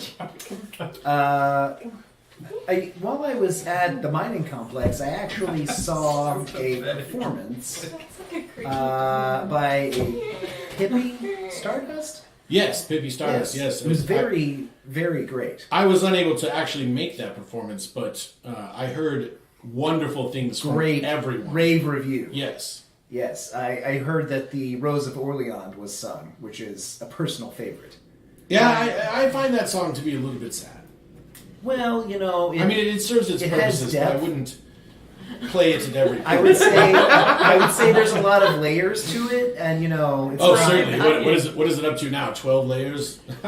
Well, 17 if you're a traditionalist. He looks at you. Zola sort of elbows him, and he's like, "Oh yeah, it's a great song." Indeed. Indeed. What is your favorite verse? The penultimate verse. Really? It's number Yes. 16? Number 16. That yes, one is because quite dark. I know, but I know at that It's point always it's darkest almost before the over. bright. Yeah. That's right. It is almost over. The grand finale is right after. He says, listen, I'm not into Arragas often, but my business partners are. If you ever have Excellent. any need for jewelry or precious gems, I do I'll keep weapon this in mind. insetting. Oh. I can create masterpieces, and so can my business partners. Interesting. Please feel free to stop by. What's your favorite line in 16? That would be great. You know what? It's getting late. I better go take my seat. I see. If you'll excuse me, I've got other schmoozing to do. And he desperately looks around, and then he's like, and him and Zola trot off. All right, so nobody wants to talk He's not a to real fan. the Hallstats or the Vortigern. I feel like the Vortigern would probably rake me over the coals. Man, And I am You should checking get mom them after out them. though. I'm not sure I want my mom exposed Do to any that of these kind of- families have a connection to the Hellespawns? No, Okay. not that Okay. you're aware of. Oh, by the way, you finally get set up and begin playing, but you're outside of the building. You're out in you remember where the gazebo and everything was? Like, you're out there, and you just open up with a melodic, sort of an instrumental piece. It's like the song that never ends. Okay. So you can just keep playing Do I- it until do I hear this? people show up. Yeah, you guys, everyone can hear it, and so people are. Oh, the ceremony must be about to start. Let us go and find our places. Okay. I was gonna say, while I'm in her pocket, I'm eating. But as soon as we're done eating, I'm gonna move up to the back of her hair so that I can peek out through the veil of her hair. Nobody will see me, and I just want to watch the room and Okay. pay attention, see if anybody's hating on anybody, if the family is looking tense and upset and worried, which Okay. I imagine they are. Well, as you guys are passing out into the yard, through the sort of the French doors, there's actually 3 French doors, so they just open them all up, so there's 3 exits out into the yard. Mm-hmm. As you guys are passing through, you guys overhear Lady Hallstatt sort of just shooting the breeze with Lady Renaud, and she talks about have you heard of this saffron hair? And Lady Renaud is like, no, saffron hair, what's that? And she says, oh, it's a cat burglar who has been striking all over Arragas, and as of yet has managed to elude capture. He always leaves behind a card with a yellow rabbit drawn on it, so everyone has started calling him the Saffron Hare. He steals everything. Nothing is safe. And she laughs. Nothing Nice. is safe. You get the impression that she's a little bit excited about the The concept. danger. Yeah, Yeah. the fact that the Saffron Hare might strike at her because of her wealth. Hmm. She has to keep an eye on all of her jewelry now. Vast Saffron. resources. Yeah, and as they talk, she says he strikes almost exclusively upper class and wealthy persons, and no one knows what he's doing with the money, the gems. They're not turning up anywhere. Interesting. Yeah. Well, All right, so you guys get out and you guys sit down, and you notice that a lot of them are pretty much most of the people are sitting on the groom's side. do I see Pippi up there? And there's Pippi's out there playing. Yeah, Pippi's Great. out there playing. I'm going to write a short note to request a song. Okay. And What song are you gonna request? I don't know. Oh, It's gonna okay. be Kiss from a Rose of Orleans. Duchess, did you Oh, hear that? man. Oh yeah, we're doing that song. You pull up It's a on my mask song and your sheet. seal Yeah, Because underneath. I do. So I hand it to you. It's a remix. It's just whenever you have time. Uh, Work it in uh, your set. It's all 17 this time. we shall see. We'll see. Pippi, will you make a deception check for me? We'll see. Don't lie to me about the Rosal Reynard. 19. 19. pretty All right, nice. will you also make a performance check for me?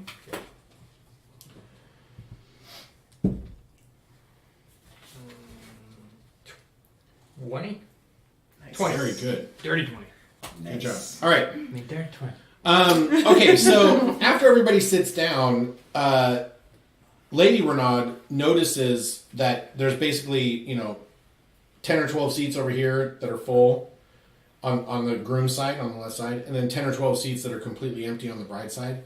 And she goes beet red, and then she goes over to some servants and she yells at them for a little bit. And then when she comes back, she says, "Ladies and gentlemen, we don't see a need to separate ourselves according to tradition. So let's just form a nice semicircle so that everyone has a front row seat." And most people are like, "Oh yeah, cool." So then everybody gets up and kind of moves their seats around. The servants move seats around, and they Right. basically put it into a big semicircle so that everyone has a front row seat to the. And also, you guys notice that when the bride comes out, she's not going to see that no one is there for her, right? Do the vertigrins look just appalled? The Vortigern hadn't actually seated themselves yet. Of course. Yeah, Gotta hate these people. the Baroness comes over and sits down immediately to the right of Judith Renaud, of Lady Renaud, and on Lady Renaud's left is your mother. Right. Yeah. So the three presumably most influential women are all sitting right there next to each other. The wrecking crew, as Yeah, it were. and they begin chatting. You can't really hear what they're saying, but it may be what you heard before mixed with your protectiveness of your family. But you're just sitting there, just imagining that she's just passive aggressively sliding your mom and sliding your mom and sliding your mom. Well, she's tough, and she knows how to fight back. Yeah, your mom seems to be laughing and enjoying herself, and she touches Lady Renaud a lot, as if they are good friends already. And like it. you suddenly get the impression that maybe the two of them are ganging up on the Baroness, or at least using each other for protection. Nice. Okay, so everyone go ahead and make a perception check, including Liliana, Holly Gecko. Nope. Those weekly bridge games are keeping Oh us my still sharp. god. I get +5. The cake. I get +5. You're just like, oh, I can't concentrate on anything. I All get a these cake pops. 7. I rolled a 2. 19. 21. Hey, I got 21. 7 too. Okay, Yay. very good. Okay, dirty 20. Dirty 20. All right, so Gecko 21. You see Auguste Renaud, and he's still moving around or whatever, like yelling at servants, and he's going around talking to a lot of the people who work for him, the house guards and things like that. And you see Baron Vortigern approach him, and the two of them start bickering. What are they it- saying? You cannot hear them, but you can see that you're the only one who notices. Everyone else is busy I'll trying get closer to try to hear what to. they Okay, go ahead and make a gecko-related stealth check. say. Okay. There's no way they'd see a gecko. Yeah, but the servants will. Yeah. Plus, Okay. The you servants don't will know. step on You it. don't know how noble women. They have like a sixth sense for rats and rodentia and things like that. And if they see anything, they will scream But geckos loud are enough cute. for everyone to. Oh, the hors d'oeuvres are getting away. We forgot to roast this one. Let's hope there's no lizard folk guests. Oh, yeah. 15? Gecko might. 15. Okay, good. All right, so you get over there, and just in time to sort of catch the tail end of their conversation. And Baron Vortigern says, "Well, you should know such things. Get your house in order. It would be a shame if your business schedule were to be put out. As you know, timetables are extremely important." And Augustus is like, "Yes, Baron, yes." And then he says the thing that catches your attention. "You are sure she's virginal?" And August says, "Of course she is. My son won't shut up about it." And then the Baron says, "Very good. I'm leaving." And then he walks past you without seeing you, because you're a gecko. Where's your gecko, Fig? It's an alligator. Here, just somebody. No, that's way too big. That's huge. Is this one? I don't know. We'll just use a peace pocket then. Okay. Do audience choice. Yeah, audience choice. Yeah. Should I Gecko. be Should I be gator gecko or stego gecko? Stego Gecko? Stego gecko. Obviously, Stego gecko. Stego gecko. I'm all Okay. The Baron walks past you without noticing you. Auguste Renaud, you see him sort of clench his jaw, and then he actually goes into the house. Like he is. You think he might actually be leaving the estate to go find his son right now. The rest of you see Baron Vortigern come over, bend over, whisper something to his wife. Then he turns and walks away. The Baroness stands up and says, something to Lady Renaud along the lines of, duty calls. We're terribly sorry that we must go. We just didn't expect this ceremony to take so long. And then she smiles in her snaky way, and they excuse themselves. And they leave. Rude. Okay, so after about another 3 minutes, you see the bride being escorted by two guardsmen behind her and the doorman up to the doors, and they stand there and wait. And the doorman kind of looks at you like, all right. So you guys hear the standard, marital procession. You guys all rise to your feet. She comes walking down. The doorman is throwing, those expensive flowers that someone has pulled a bunch of the petals off and put it in a basket, and he's throwing them down so that she can walk. Everyone is oohing and awing because she looks stunning, right? I mean, she's a very beautiful young woman. She's wearing a totally different dress than what you guys have. But she's wearing a very great looking dress. If you guys didn't see the other dress, so if this is the same dress, it doesn't smell like pee at all. No.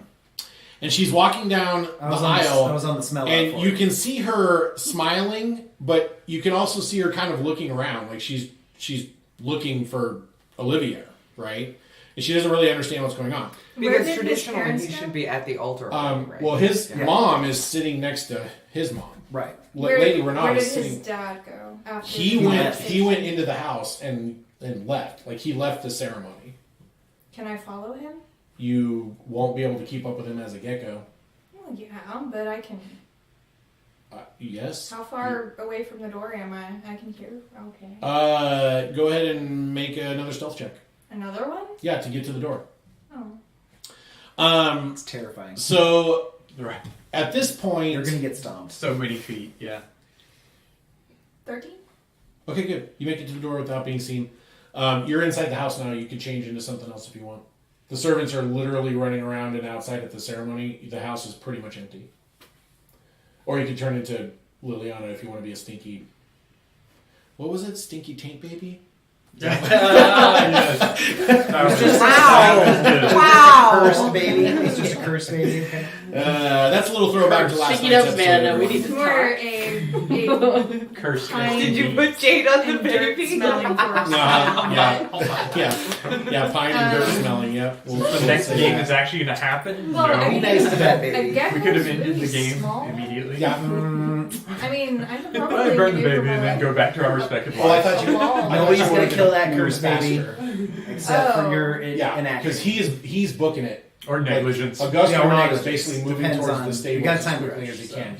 He is running. Oh, I mean, not he's- run, like he's jogging. He's moving going up. to the stables, like Yeah. to his horse. Mm-hmm. Poses his horse.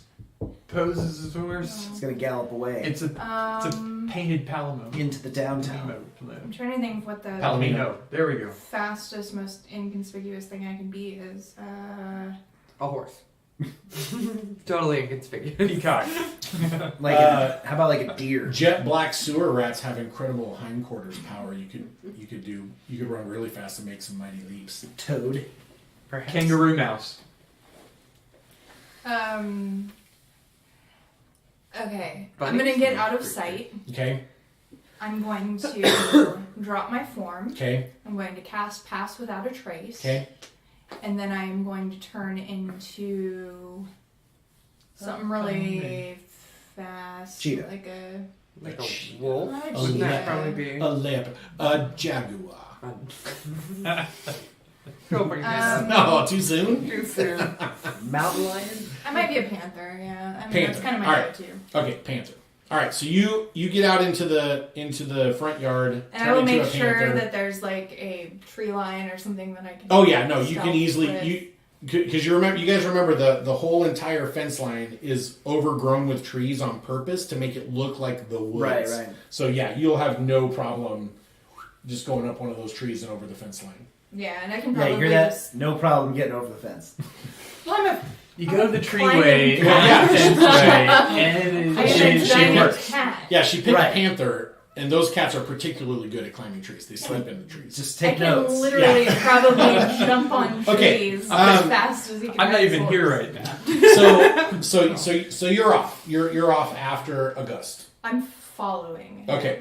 All right. So back at the ceremony, you see, Lady Renaud. You see her face go red again for the second time, and she looks up at the houseman, and she kind of does this, and then she looks over at you because they're not ready yet, and they weren't supposed to lead her out, and now she's going to be standing at the altar, and this is going to be a horrible, guffaw, right? This is going to have long-lasting implications in every social and political circle. So Lady Renaud moves towards Violetta, who can immediately tell that something is wrong. Like, you can just see, like, anxiety and sadness just pass across her face. Pretty much everyone in the crowd starts whispering to each other, with the exception of your mother, who immediately moves to assist Lady Renaud and Violetta. And you've seen her make that face before. She's going to be a mother. Like, she's going to go over there and try to do what she can. Tyler knows her business. She's wrangled my younger sister for many years. Yeah. She's good at it. She's rambunctious. Pippi, are you switching to a different song? Are you switching back to another song? So they just stop and Yeah. walk away. They stop mid-procession. Well, no, they haven't walked away. She met. So imagine that Violetta is walking from the house down to the altar. Mm-hmm. They have stopped her halfway, and they're whispering to each other. And she looks like she's about to start crying. And you're playing the wedding march. Are you going to change songs? Yes. Okay. I'm gonna go to some. Let's take a break from all the festivities and go ahead and play a nice little happy tune. If anybody wants to get up and dance. Rose of Orleans. Did I hear "Kiss from a Rose of Orleans"? Why, I would love to. All right. Everybody, feel free to dance if you So got your boogie shoes on. yeah. So you start playing the music, and Perfect. 17 da- standards. all right. So while you're playing, you see Tresner LaRouge kind of squinting his eyes at you, and then he starts walking over towards your little mini stage. Okay. And he just begins scrutinizing you. And you can tell by the look on his face that he's trying to figure out if he's seen you somewhere before.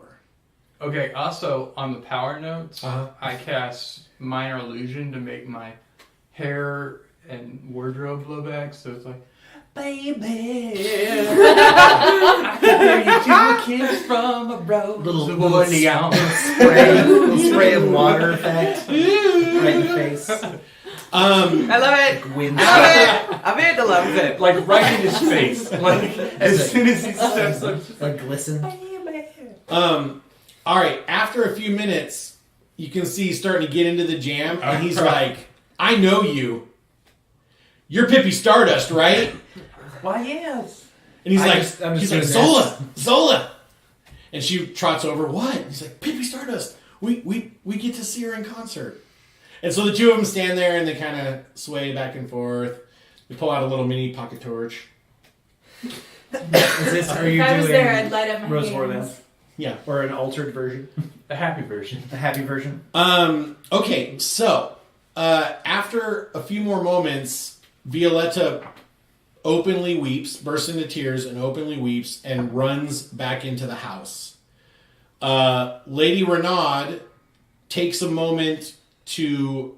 you can just see the panic on her face, right? And so she turns around to everyone, and she's like, it's cold feet. It's okay, everyone. Just stay seated. Everything's fine. We'll take care of it. The ceremony, keep playing, minstrel. And then she trots off. Your mom doesn't wait for Lady Renaud's explanation. Like, she follows Violetta into the house. Nice. Okay, so Guys. Should I follow along? Guys.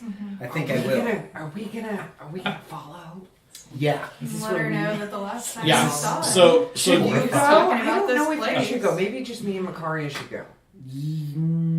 Because you're a dude. Yeah. Right. because you're a Ladies dude. I'm gonna go ahead and. Okay. Nope. Yeah. All right. I mean, no, you know what? Just You can go. just come and just hang out close by. Yeah, but Just he's me. his friend. This is Oh. true. I'm Olivier's Wow, friend. I'm having this telepathic really good thought friends. from Yeah, as I'm chasing down the- dog, or his dog. Okay, well, no, let's not split the party. All three of us will go. Okay, so you see We'll go. the rest of your Solid. party, your adventuring party, get up and go into the house. We're just all up in these people's lives now. Yeah. Okay, so when you get in there, Violetta it looks as if she has attempted to run back upstairs to one of the bedrooms, but she didn't make it. She's collapsed on the stairs and is in a sobbing fit. And she's saying things like, "But we love each other. Where is he? How can he be late? Where is he? I want Olivier. I want to see my husband." And your mom and Judith are trying to console her. She's thrown her bouquet down and it's just in tatters on the staircase. And she just keeps repeating herself like, "We love each other. Where is he? I don't understand. Did he change his mind? Did I do something wrong?" I don't feel bad I about it. kind of feel bad. I don't. Okay. I feel zero guilt. Are you guys just gonna stand there and gawk? Well, you don't I probably am walk not out. sure what to do. So, The- yeah, let's walk out. Okay, all right. So you walk up. Catherine, Your close mom the your courage. mom looks at you kind of confusedly, like, why are you in here? I'm supposed to be running the interview. Like, why are you coming to the drama? I take it Olivier hasn't shown up. Violetta sobs violently, "Ah!" and Lady Renaud looks at you, and you can see like she's angry now because she feels like maybe you're being insensitive about something like this, and so she's like, "Do you know where he is?" No, but I may be able to find him. Well, find him. Why are you standing around? Go find him. I don't think I would be able to draw him out of wherever he is by myself. Then take some friends. Take some house guards if you need them. I think there's only one person here he would listen to. Who is that? And and you see Violetta like kind of drying her eyes, and she's like, "Me, right? Me." Yeah, you. Definitely you, miss. Where is he? I'll go with you. I have a few places I might be able to check that I've seen him frequent before. That maybe his family doesn't know about. So Lady Renaud is like, I don't know about this. I mean, I don't think she should leave. Think of what will the scandal. I mean, of course, the wedding must go on. The But expediency of the matter. Shouldn't he be returned with as good and quick a haste as we can muster? make a persuasion roll. Oh, not bad. Not bad. Let's see, plus 4, 21. 21. Okay, good. Your mother, Tyra, says, Lady Renaud, stay here, attend to your guests. I will go with Violetta and my son to find Olivier. We will come back with him, and as Ara is my witness, I will talk some sense into that boy.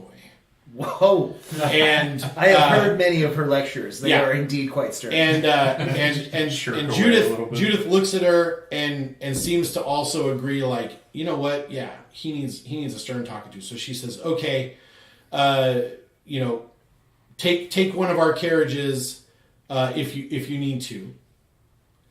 Very And well. she trots off to go basically mollify the guests.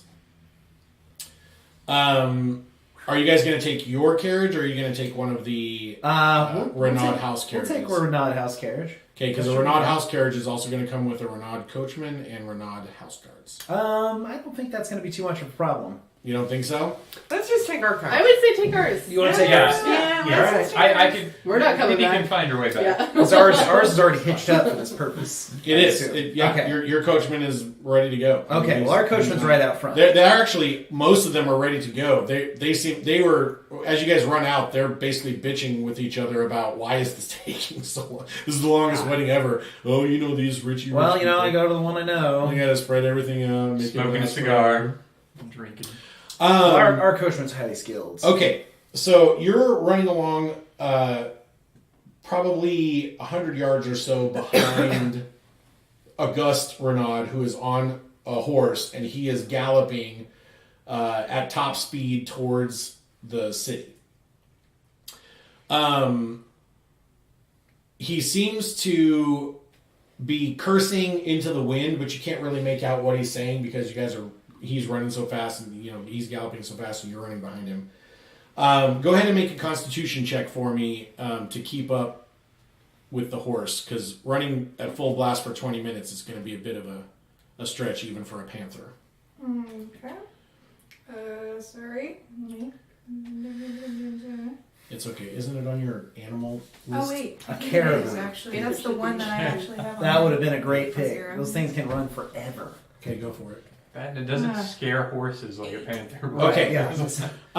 So you managed to follow him for probably 10 solid minutes before your lungs are burning, your ribs are hurting, and you can notice that his horse is steadily getting away from you. Well, that's fine. I'll just track him.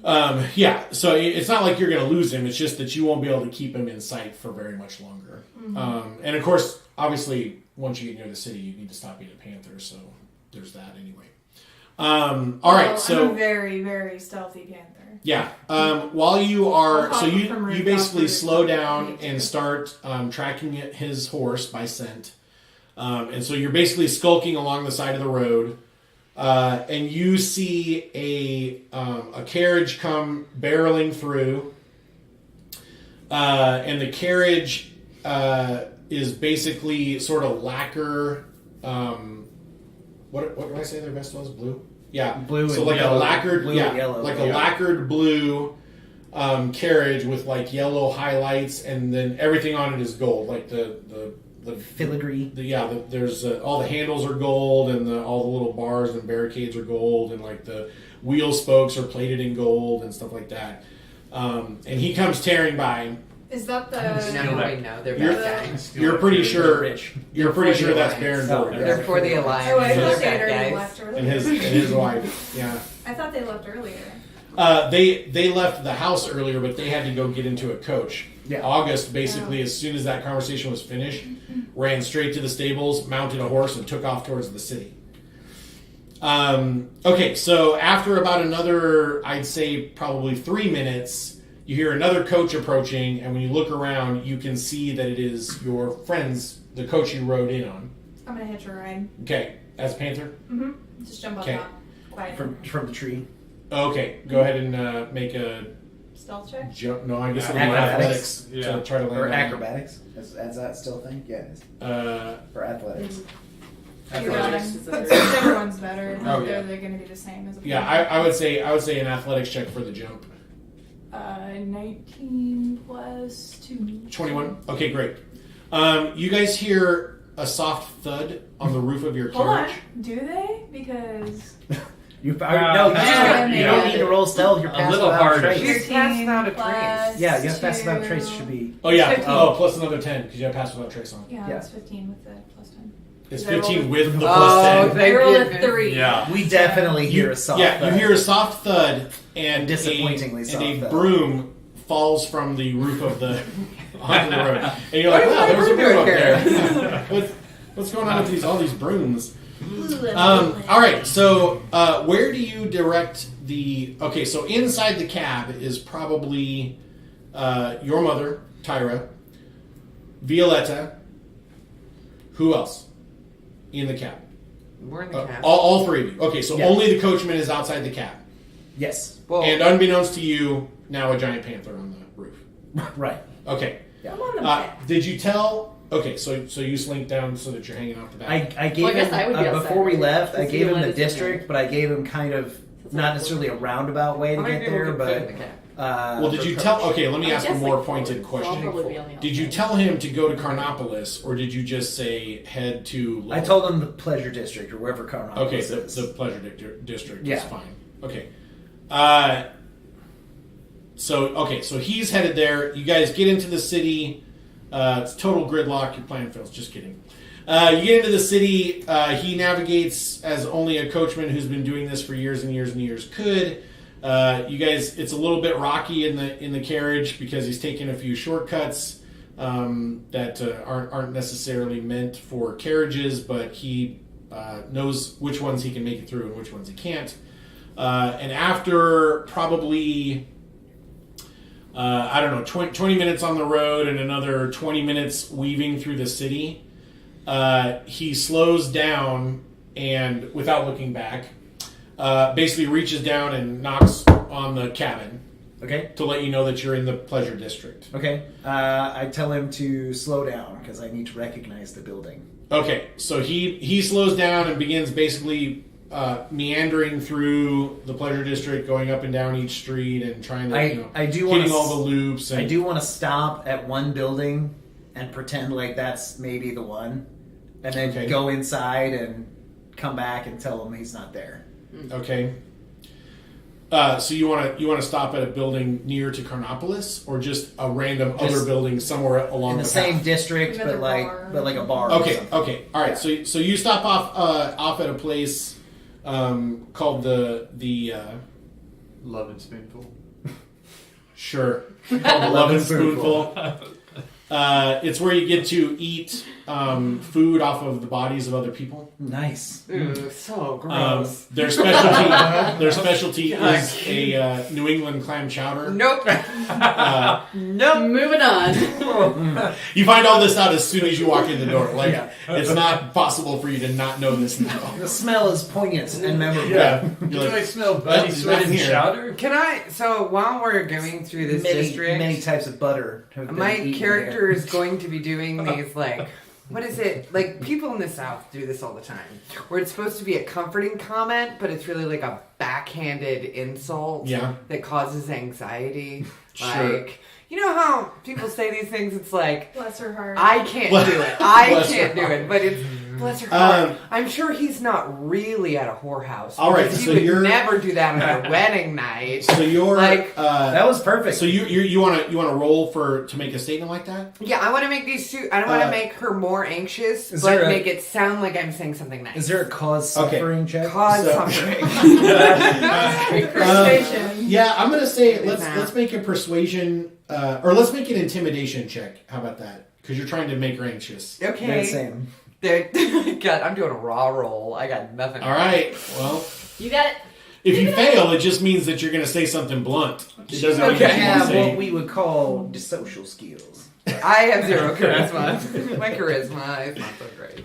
It's good for 14! I got a 14. 14. Okay, Pretty so excited about so that. you say something along the lines of, "Oh, he wouldn't come to a pleasure house during the day, would he?" Right. So Yeah, that to oh. sort of imply that he goes there at night, Right. and Violetta's eyes get wide, and she is like, "No, he would have no business in a place like that. He is saving himself for me, and I him." I literally like did that. We all did that to each other. We were just like, I mean, there's a few more places I think we should check. This is while you're in checking the clown Oh, this is tower, while I'm in right? checking Yeah. You the guys hear Okay. laughing from the back of the Oh, carriage God. because I have dropped Panther laugh. form. Okay. And I'm dangling my little legs off the back of the carriage, just sitting back I'll come back. Okay. Kethra, take 2 points of damage. What? Makaria, take 3.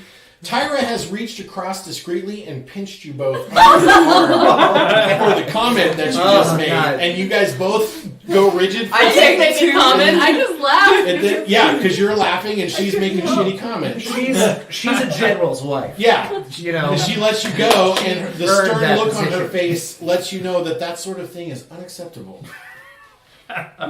We are not trying to make this situation worse. No, we are. Well, she doesn't know that. She doesn't We know are.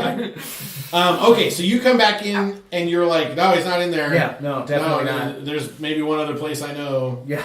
Okay, so now you're directing to Carnopolis? Yeah. Okay. Well, the street. Okay, so you guys get over onto the street. You basically, he wanders around until you recognize the building because you don't know what it's called. Yeah, It's just yeah. the spaghetti legs and arms building.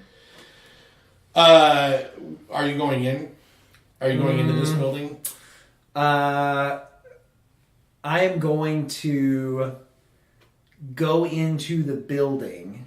Okay. No, just let one of And- us do it. Like me and Makaria can take her in with us, and we'll go do it. You just stay in the carriage. Okay. When you go out to even get in there, I'm gonna cut you off and say no, just don't. I will 'Cause I was in turn there to when the he was crowd mad. and say, not only have I never been actually physically in this building, I am forbidden from entering. Who went with me the last time? I did. Okay, so I did, yeah, I'll Winky hop knows off you. the back of the Yes, carriage. I am a good person. And Well, I'll but we also walk don't by want him to know that- casually, and when I walk by Oh, Eric, maybe I should oh, hi, say, Eric, yeah. sir, what are you doing? Yeah, I won't go Okay. in. I won't go in. You two go in. Yeah. Okay. So Nothing. Nothing. yeah. So Arister's Oh, standing okay. outside of the I carriage. would He's about to definitely go never in. enter this building. Kethra and Makaria jump down and say, "No. Let us go check." And about that time, you guys see Liliana Hollywood. Like apparently, she was walking down the Materialized, street. yes. Yeah, and she's just like, Yeah. "Oh hey, Arister. Oh hey." Um, And she starts walking towards Carnopolis. I would never be I looking will for anything in this quietly location. tell him, hey, you can tell me that you're looking for him, and I can say, oh, I saw him go in here. Well, I am looking for someone, not anyone for sale in this building for myself. Who are you looking for? what? Yeah, Violetta is like for sale. Yeah, Tyra looks out. I would never come to this place willingly Tyler. myself. Mom. Yeah, Mom. Tyler looks out at the building and she looks at you like I have never we set will foot be in this discussing establishment. this. Yeah, her look says everything. Like that we're not done talking about this. I had not figured this part in my plan. Yeah. Ask me, have you seen Olivia? Have you seen Olivier? Oh, I saw him just the other day. He said he was going here. Both of you make deception checks. My deception will be poor.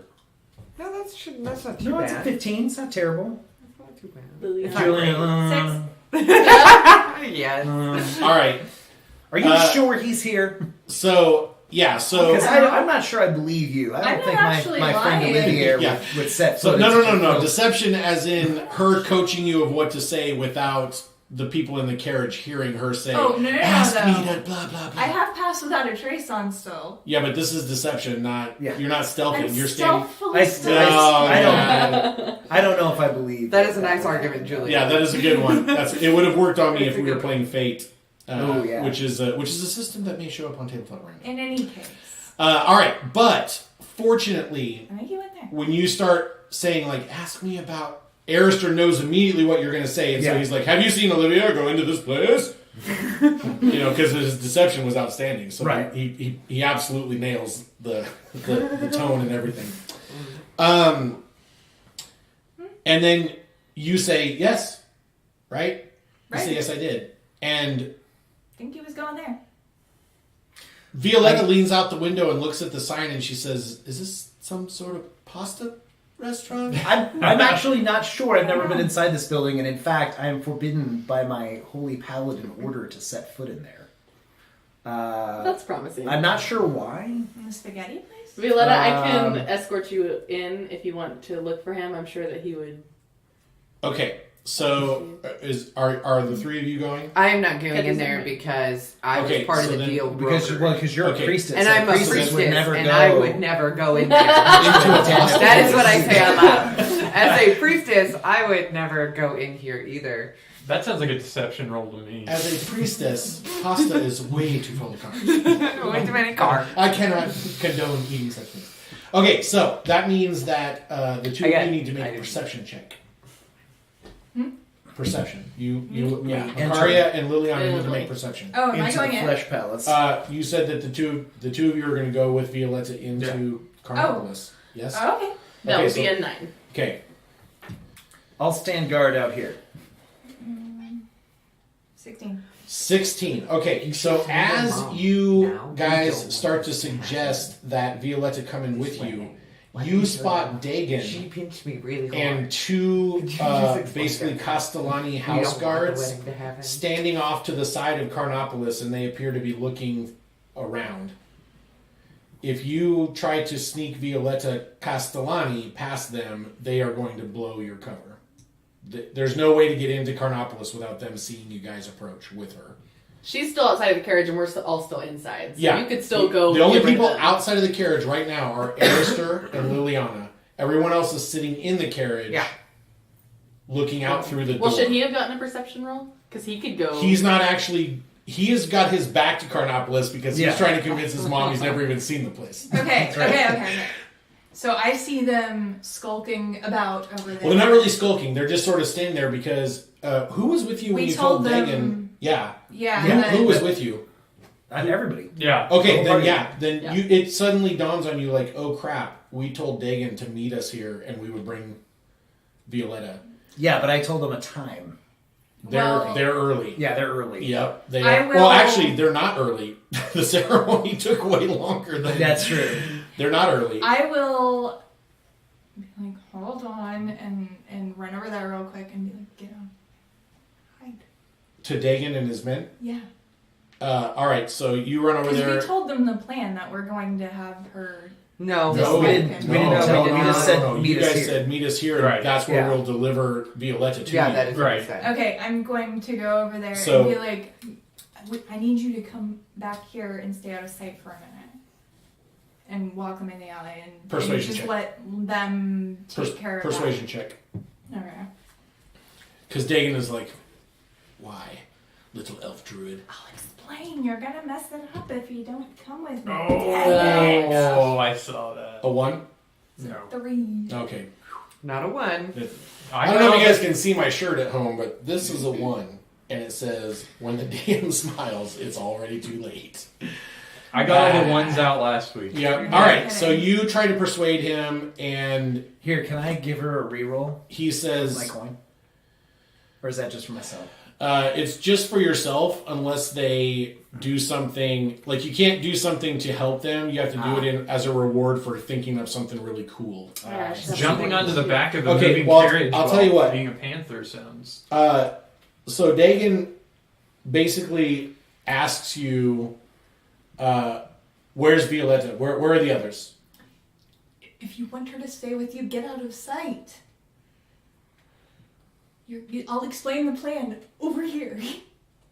All right, so you go into the alley too? Yeah, For them I'm to trying follow to you? get them out of sight. All right, so you guys see This way. when you see Liliana walk over, you recognize Dagon immediately. You're Okay, like, and oh crap! they're following. And then you see Liliana her into go, the alley. right, and Dagon, and then she's like, and then they all go into the alley together. Okay. Okay. You've only got a few seconds. What are you gonna I am going to stand with my back to the alley so that nobody can peer down it. do? Okay. And I'm going to say, I'm trying to keep them occupied while you guys. Well, I've already said I'll escort. if Levier is Right. in this place, we should hurry and find him as quickly Okay. as possible. So you jump So- down. Hop in, Violetta Violetta. pops down with you into the street, and you guys begin walking towards Carnopolis together. Okay. All right, so you get into I am praying to Ara that this works. Yeah, Hubba hubba hubba.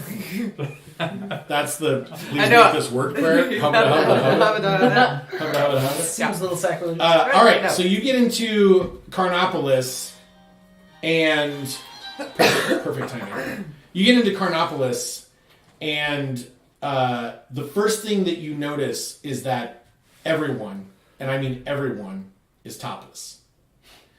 And Topless Winky Tuesdays. is over on his throne, like his little makeshift throne in the back of the room, and he shouts out, "Welcome to Carnopolis in the week of Fleshtopia!"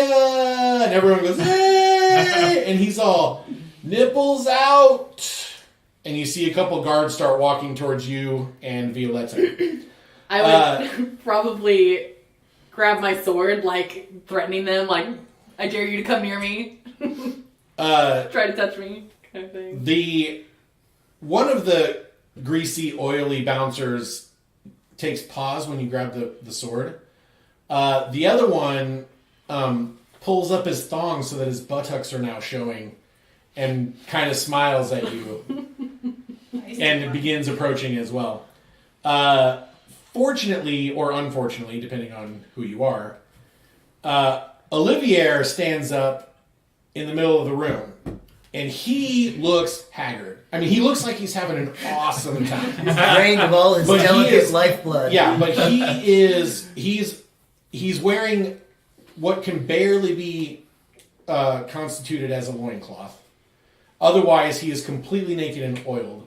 He's covered in hickeys, and he stands up out of the middle of a pile of women and a few men sprinkled in there. And not really understanding the full weight of what's going on, Because he's probably on he drugs. says, "Violetta, my love!" And she, Oh, the I mean, drugs are you working. just see her mouth just drop open, and she's just trying to take it all, like she's trying to wrap her mind around the oil and the flesh and the man that she loves, like standing in the middle, like the needle on a sundial of sin. Okay? And she says, "What's happening?" And he starts like working his way through the bodies, and like he's slipping all over, like it's like a oily slip and slide of people, right? And he's just like falling on people and grabbing them and like using them to slide himself along, kind of, you know. And then he stands up when he gets to a clear spot, and he's like, Join me. We'll explore all kinds of great new things that I didn't even know existed before." And then he kind of loses track, and he's like, "Some time ago." And Violetta bursts into tears and turns around and runs out.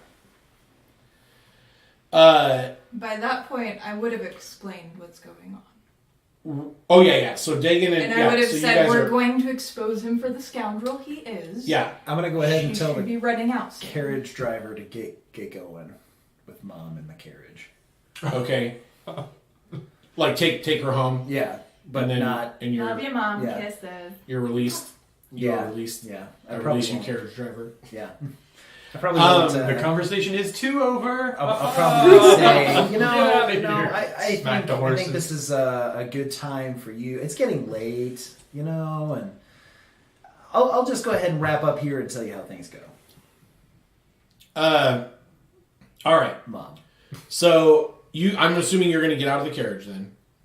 Yeah, I'm not going back to his mom's. Yeah. That was- You stop I'm in mid still hubba. hubba-dubba. Yeah. And you get out. Hey, my mom's house. You is step nice. out. No, I believe it is. I just said The carriage driver We also just leaves. got pinched pretty hard. Thank you. Yeah, she's romantic Dagan right and two Castellani house guards appear. So you're seeing them for the first time appear out of the alleyway with Liliana. As they're walking around the front of the building, Violetta comes running out. Inside the woman of the building, hour. the oiled up bouncers have both made it within reaching distance of you, and you hear Winky go, "It'll take more bouncers than that." And then he claps, and more bouncers start coming. Well, I would have left when Violetta left. Oh, okay, so you hustle out of there? After Yeah, like, giving an chill in Arragasian version of a flipping the bird at Olivier, and then I would leave behind her. Okay. At Olivier. Oh Yeah. And he's like, wait, where are you going? Try these little berries before you go. Natural aphrodisiac. Yeah. The door closes behind you, and then the secondary antechamber door closes behind you where the guy's sitting there making sure that you're all adults before you come in. That closes behind you, and you find yourself out in the street. Violetta is in tears. Dagon is holding her. She's just crying into his vest.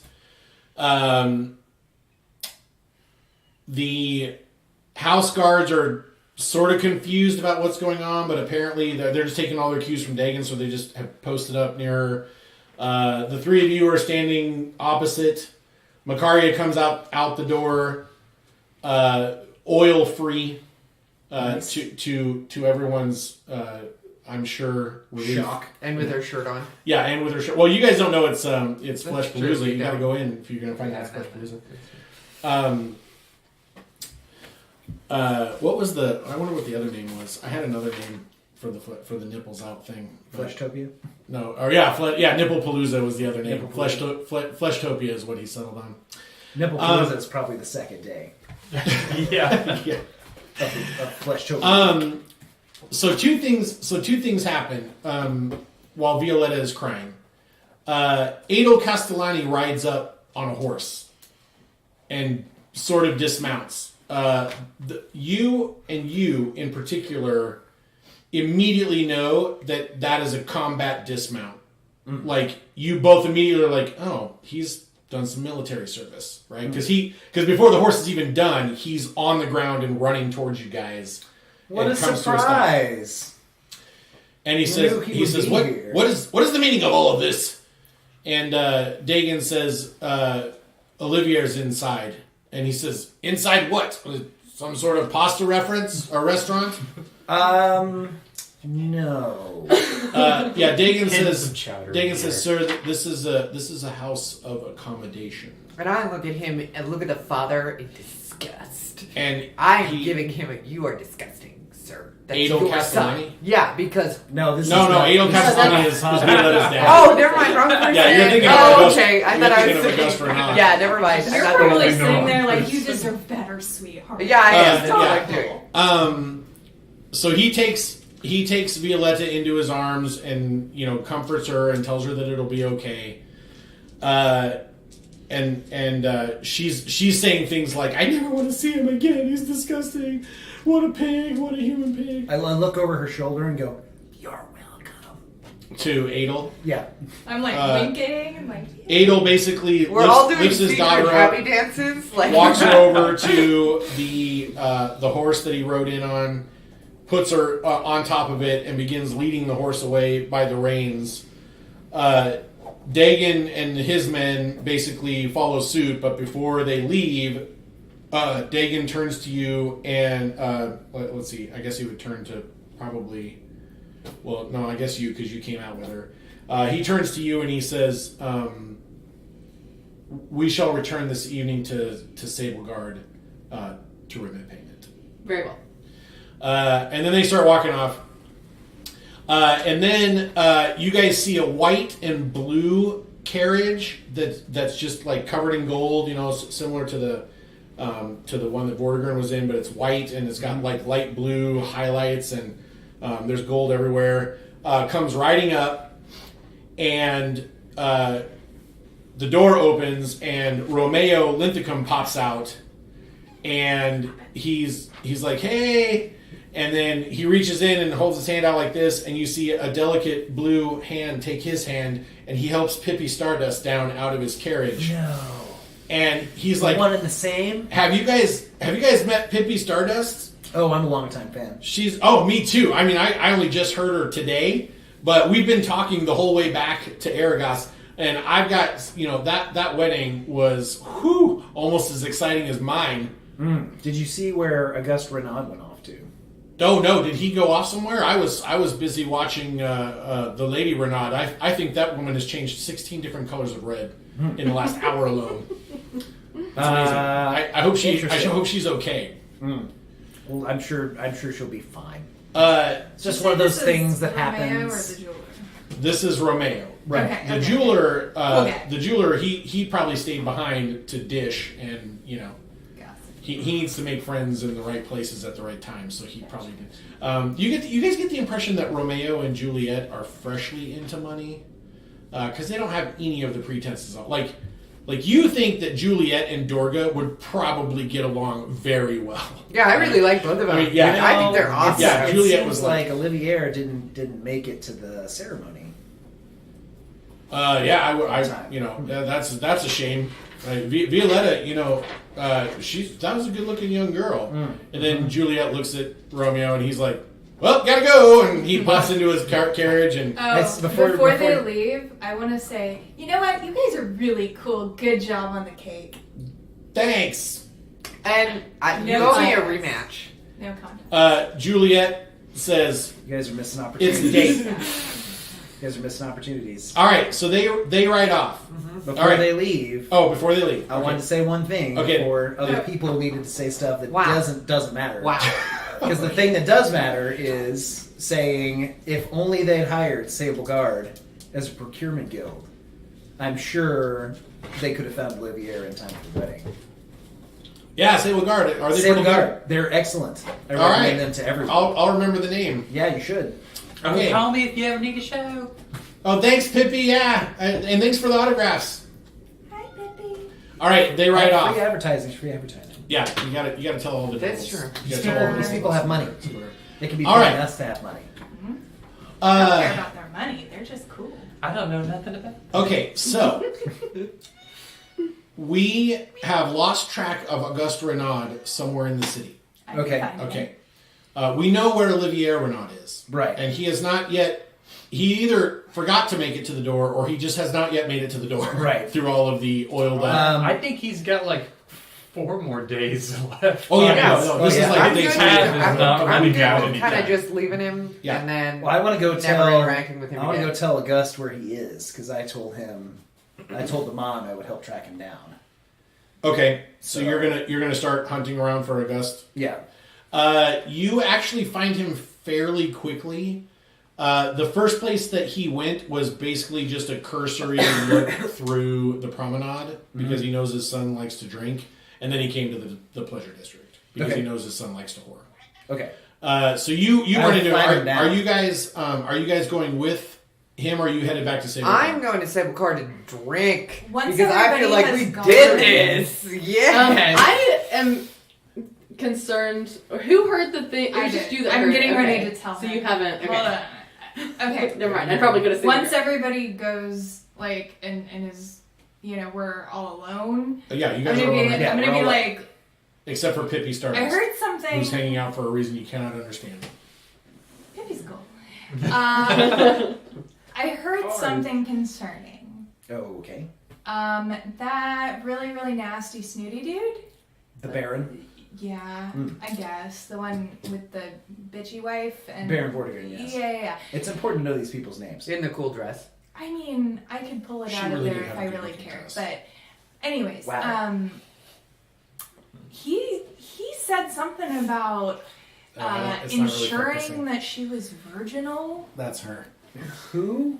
I'm assuming they meant Violetta. Why would he have any It's cool. interest in her I know. chastity? It sounds a little I like the water. creepy. Bargaining? And when he threatened Olivier's Auguste. dad. Auguste Renaud. Yeah. Yeah. That Something about his seems- business was going to fail, or he was going to lose business if It seems Augustus being this doesn't go through, maybe. And he was like, "You're sure she's a virgin?" Yeah, my son won't shut up about it. Sounds like some sort of political merchant machinations. Yeah. Can I roll? The Is there, virginal part is extra concerning. can I I roll know. some kind of religion Pippi thing? leans Or in and goes, Yeah. to see So if there's like something that matters? okay, Kind of yeah. thing? So everybody make an intelligence history roll real quick, Bah, bah, bah, bah. and I will tell you of the cultural and legal significance of Violetta being a virgin. Natural 20. Okay, very good. I got Which it. is weird because you're just barely learning about human culture. You know, This is the one thing she knows. she like zeroed in on it. first knows book she it. picked up, Yeah. chapter 2. Yeah. Okay, basically, I mean, if that's the chapter you always go to when you're trying to learn about another species. if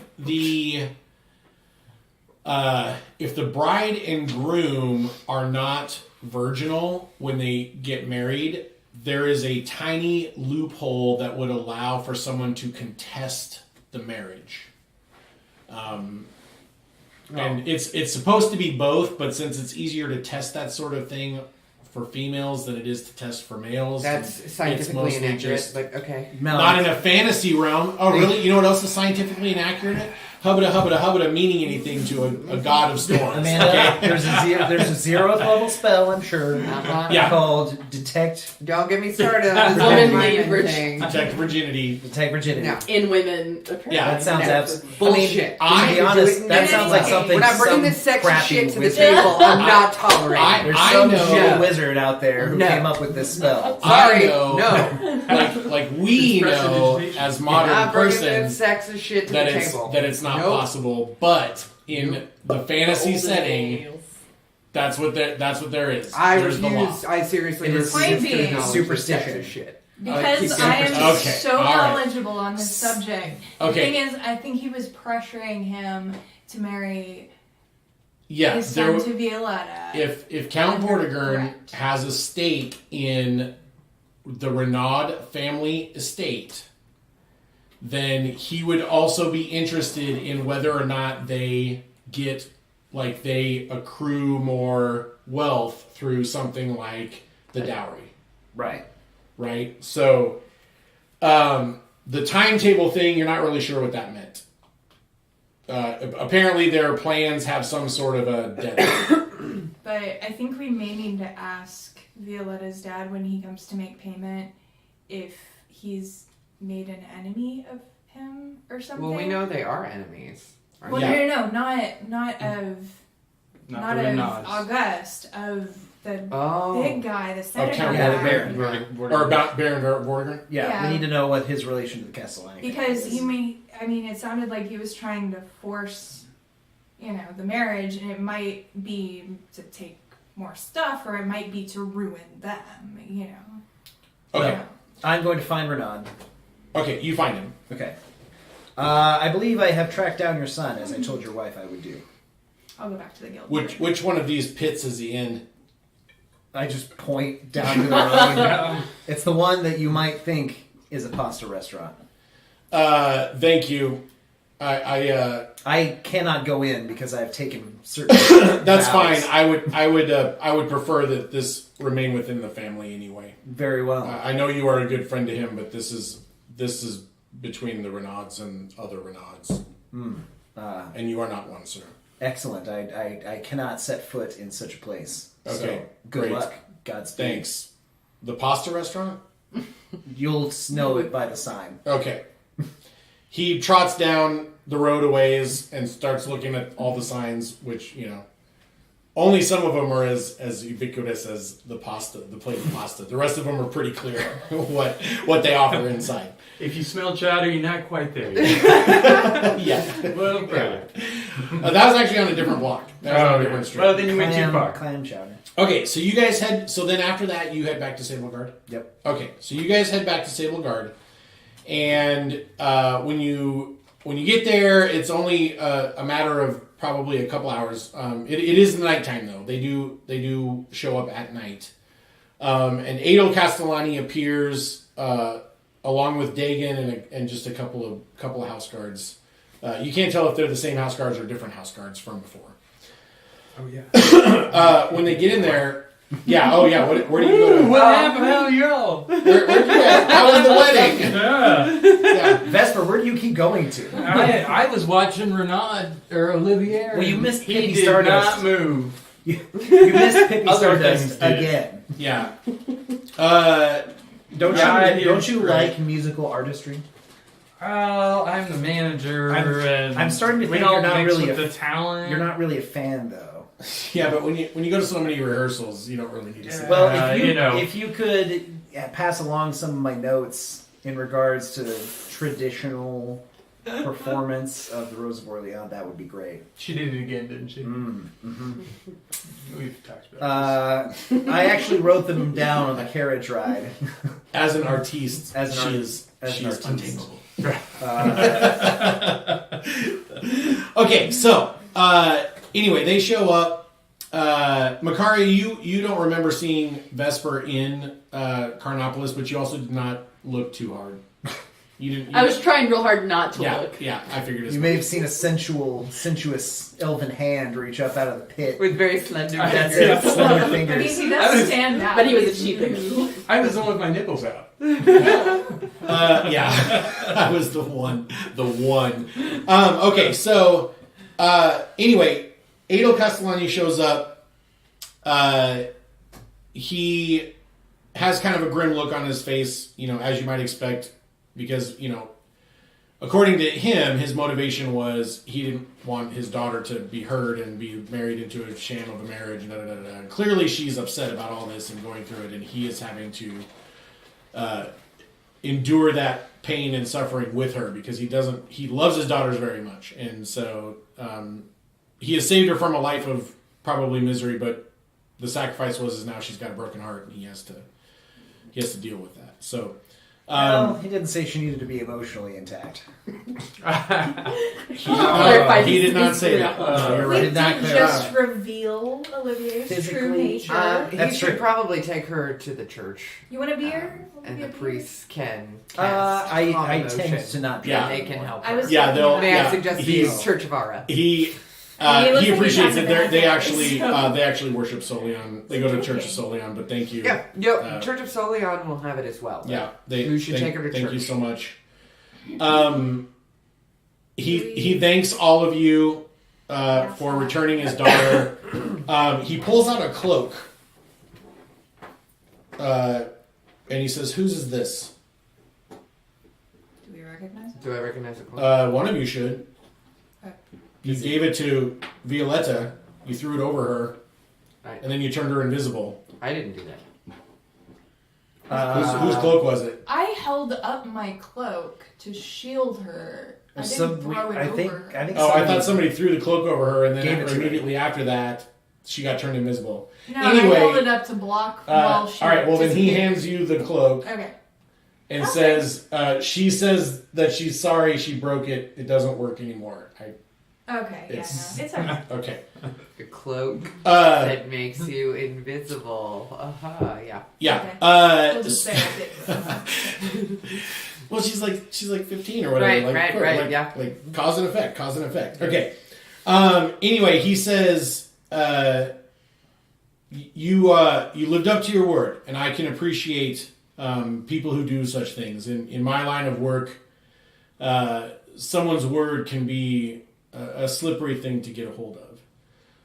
You've done a great service for my family, and now I wish to do a great service for you. Well, we certainly would appreciate a great service.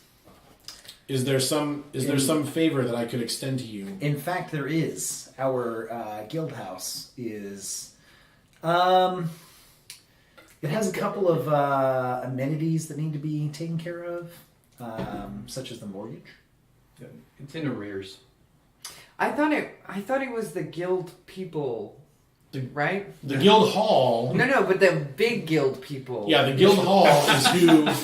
yeah. is who. shot. We took out a loan, and they're going to take our building as Right. collateral. We would very much like to Yeah. So pay them off completely A loan of. And the Yes, wall. you remember The wall that. could use some and maybe a new wall. sprucing. So Adel says We really don't know. very well. I will look into it and have it taken care of. Excellent. You do- What? you don't need to worry. Yay! This is Yeah. awesome. You don't need to worry. Sweet. As you might imagine, I would appreciate discretion with what has occurred. Of course. And Likewise. if you don't mind, I will have some of my people come by in the future when I have need of a procurement and protection guild. All right. You've Yeah. shown yourselves to be extremely capable. This is correct. I'm glad that you have seen our skill in action. Catherine is just really excited sitting there drinking a beer. I feel Yeah. like I did an adult thing. He says, if you'll excuse me, I must get back to the homestead. I grab my little pouch and I pull out a little it's like a little wrapped thing of like leaves and stuff, and I give it to him and say, "You might want to brew this tonight for her. She's really upset, and I feel bad for her, and this will help her calm down." And it's just some tea. Okay. Is it a chamomile? He takes it. Something like that. Yeah. Fantasy chamomile, but yeah. Yeah, camel needles. Phantomile. Yeah. Stego gecko. Light. No Right. calories. It's Belladonna. No, She's it's not gonna belladonna, sleep no. really well. It's like Like- Shakespeare or something. It's, Yeah. So he takes it from you and thanks you, and he says, Dagon, take care of it, and then he walks out, and Dagon reaches into his pocket and pulls out a big pouch of coins, and he gives each of you 10 platinum crowns. Whoa. Well, Yeah. 10 platinum crowns to Alright. each of you. I will write that on my Yeah. character sheet. how much is one platinum worth again? 10? 10 gold. So he just gave you 100 gold pieces, but he did it in 10 coins. Each. Yep, each of you got 10 platinum crowns. Yep.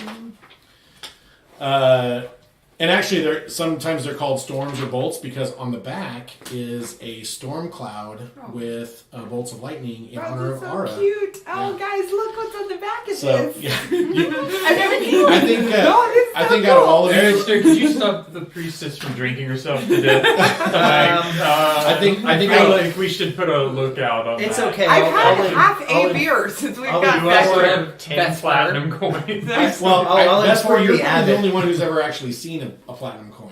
Yeah, Yeah, I've never I'm seen like, this. These I guys, had one for some reason. yeah, when these guys I will inform pay the 100 abbot. gold, they usually pay with 100 gold pieces because they Right. don't have nobody they work with has change for a platinum piece, right? So this is like getting paid in $500 bills or something. Like most of us have never seen them. Wait, do those exist? Not For anymore. No. Not anymore. Yeah. They did exist? Yeah, they did. I remember the 1,000. I think we It's have still a thing. we have hundreds and thousands now, but we used to have 500s, 5,000s, and 10,000s, and then back in the 1900s, early Banknotes. 1900s, they could go as high as 100,000 on a single bill. I've seen fake money that's Yeah. like 100,000. Yeah, it's pretty crazy. Monopoly. Never seen yen. Okay, so Monopoly. we will bring this particular mission to a close. All right. When we pick up next week, we will have Vance will have broken the good news to you all that suddenly all the guild hall debt is paid off and he doesn't know why, and so everyone can get paid again. Yay. Do we get a Um, little seal of authenticity on our guild charter? Little There was ribbon? already a seal of authenticity on the guild Well, charter. Yeah, but well, now that we get being like guild- We have approved by we're the guild hall Association. Right. guild I association. think we should get some For the rest of the year, yeah. Yeah. For the We rest should of get the some year. You get embellishment, to like like a put up little the little seal, Like a certificate. clip or something, like a pin. like It's a like little a wax food service seal with a license or ribbon that's like. something. Can we? Is there some kind of icon we can hang next to our sign that says we're like guild certified? Yeah. Sure, yeah, we can. Well, I'm sure that exists somewhere. That's I- gotta if attract- anyone knows, Vance will know. It's got to Just like, attract. hey, everyone got a certification in the mail. Yellow Cap just dropped it off.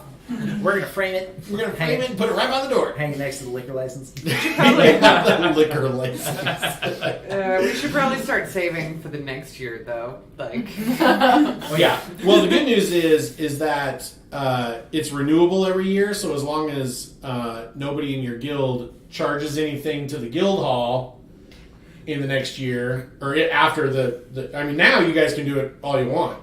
I mean, you still have to pay for everything, but you don't have to actually have money if you're at a guild hall. You can just say, "I'm staying here tonight. I need 2 turkeys and a bowl of cranberries, Right. and a massage," and all that stuff just gets billed to the guild hall, which then bills Sable Guard.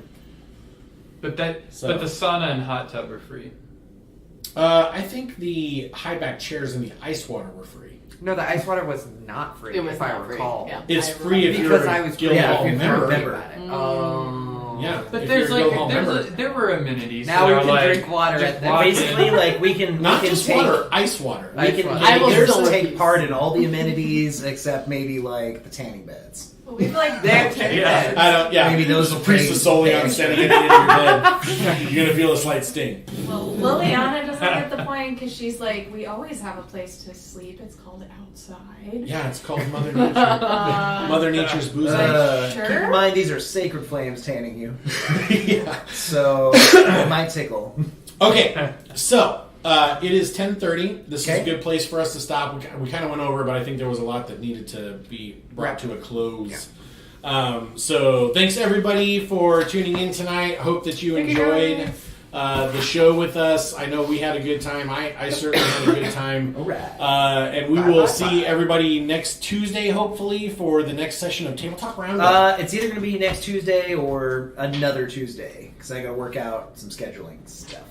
But Okay, should be we soon. will update Because the it's gone. stream. Yeah, we will update the Twitch page with the proper dates and times. Okay. Okay? All right, so good night, everybody. Thanks for tuning in. Night. Mom, if you're still watching, I will see you later.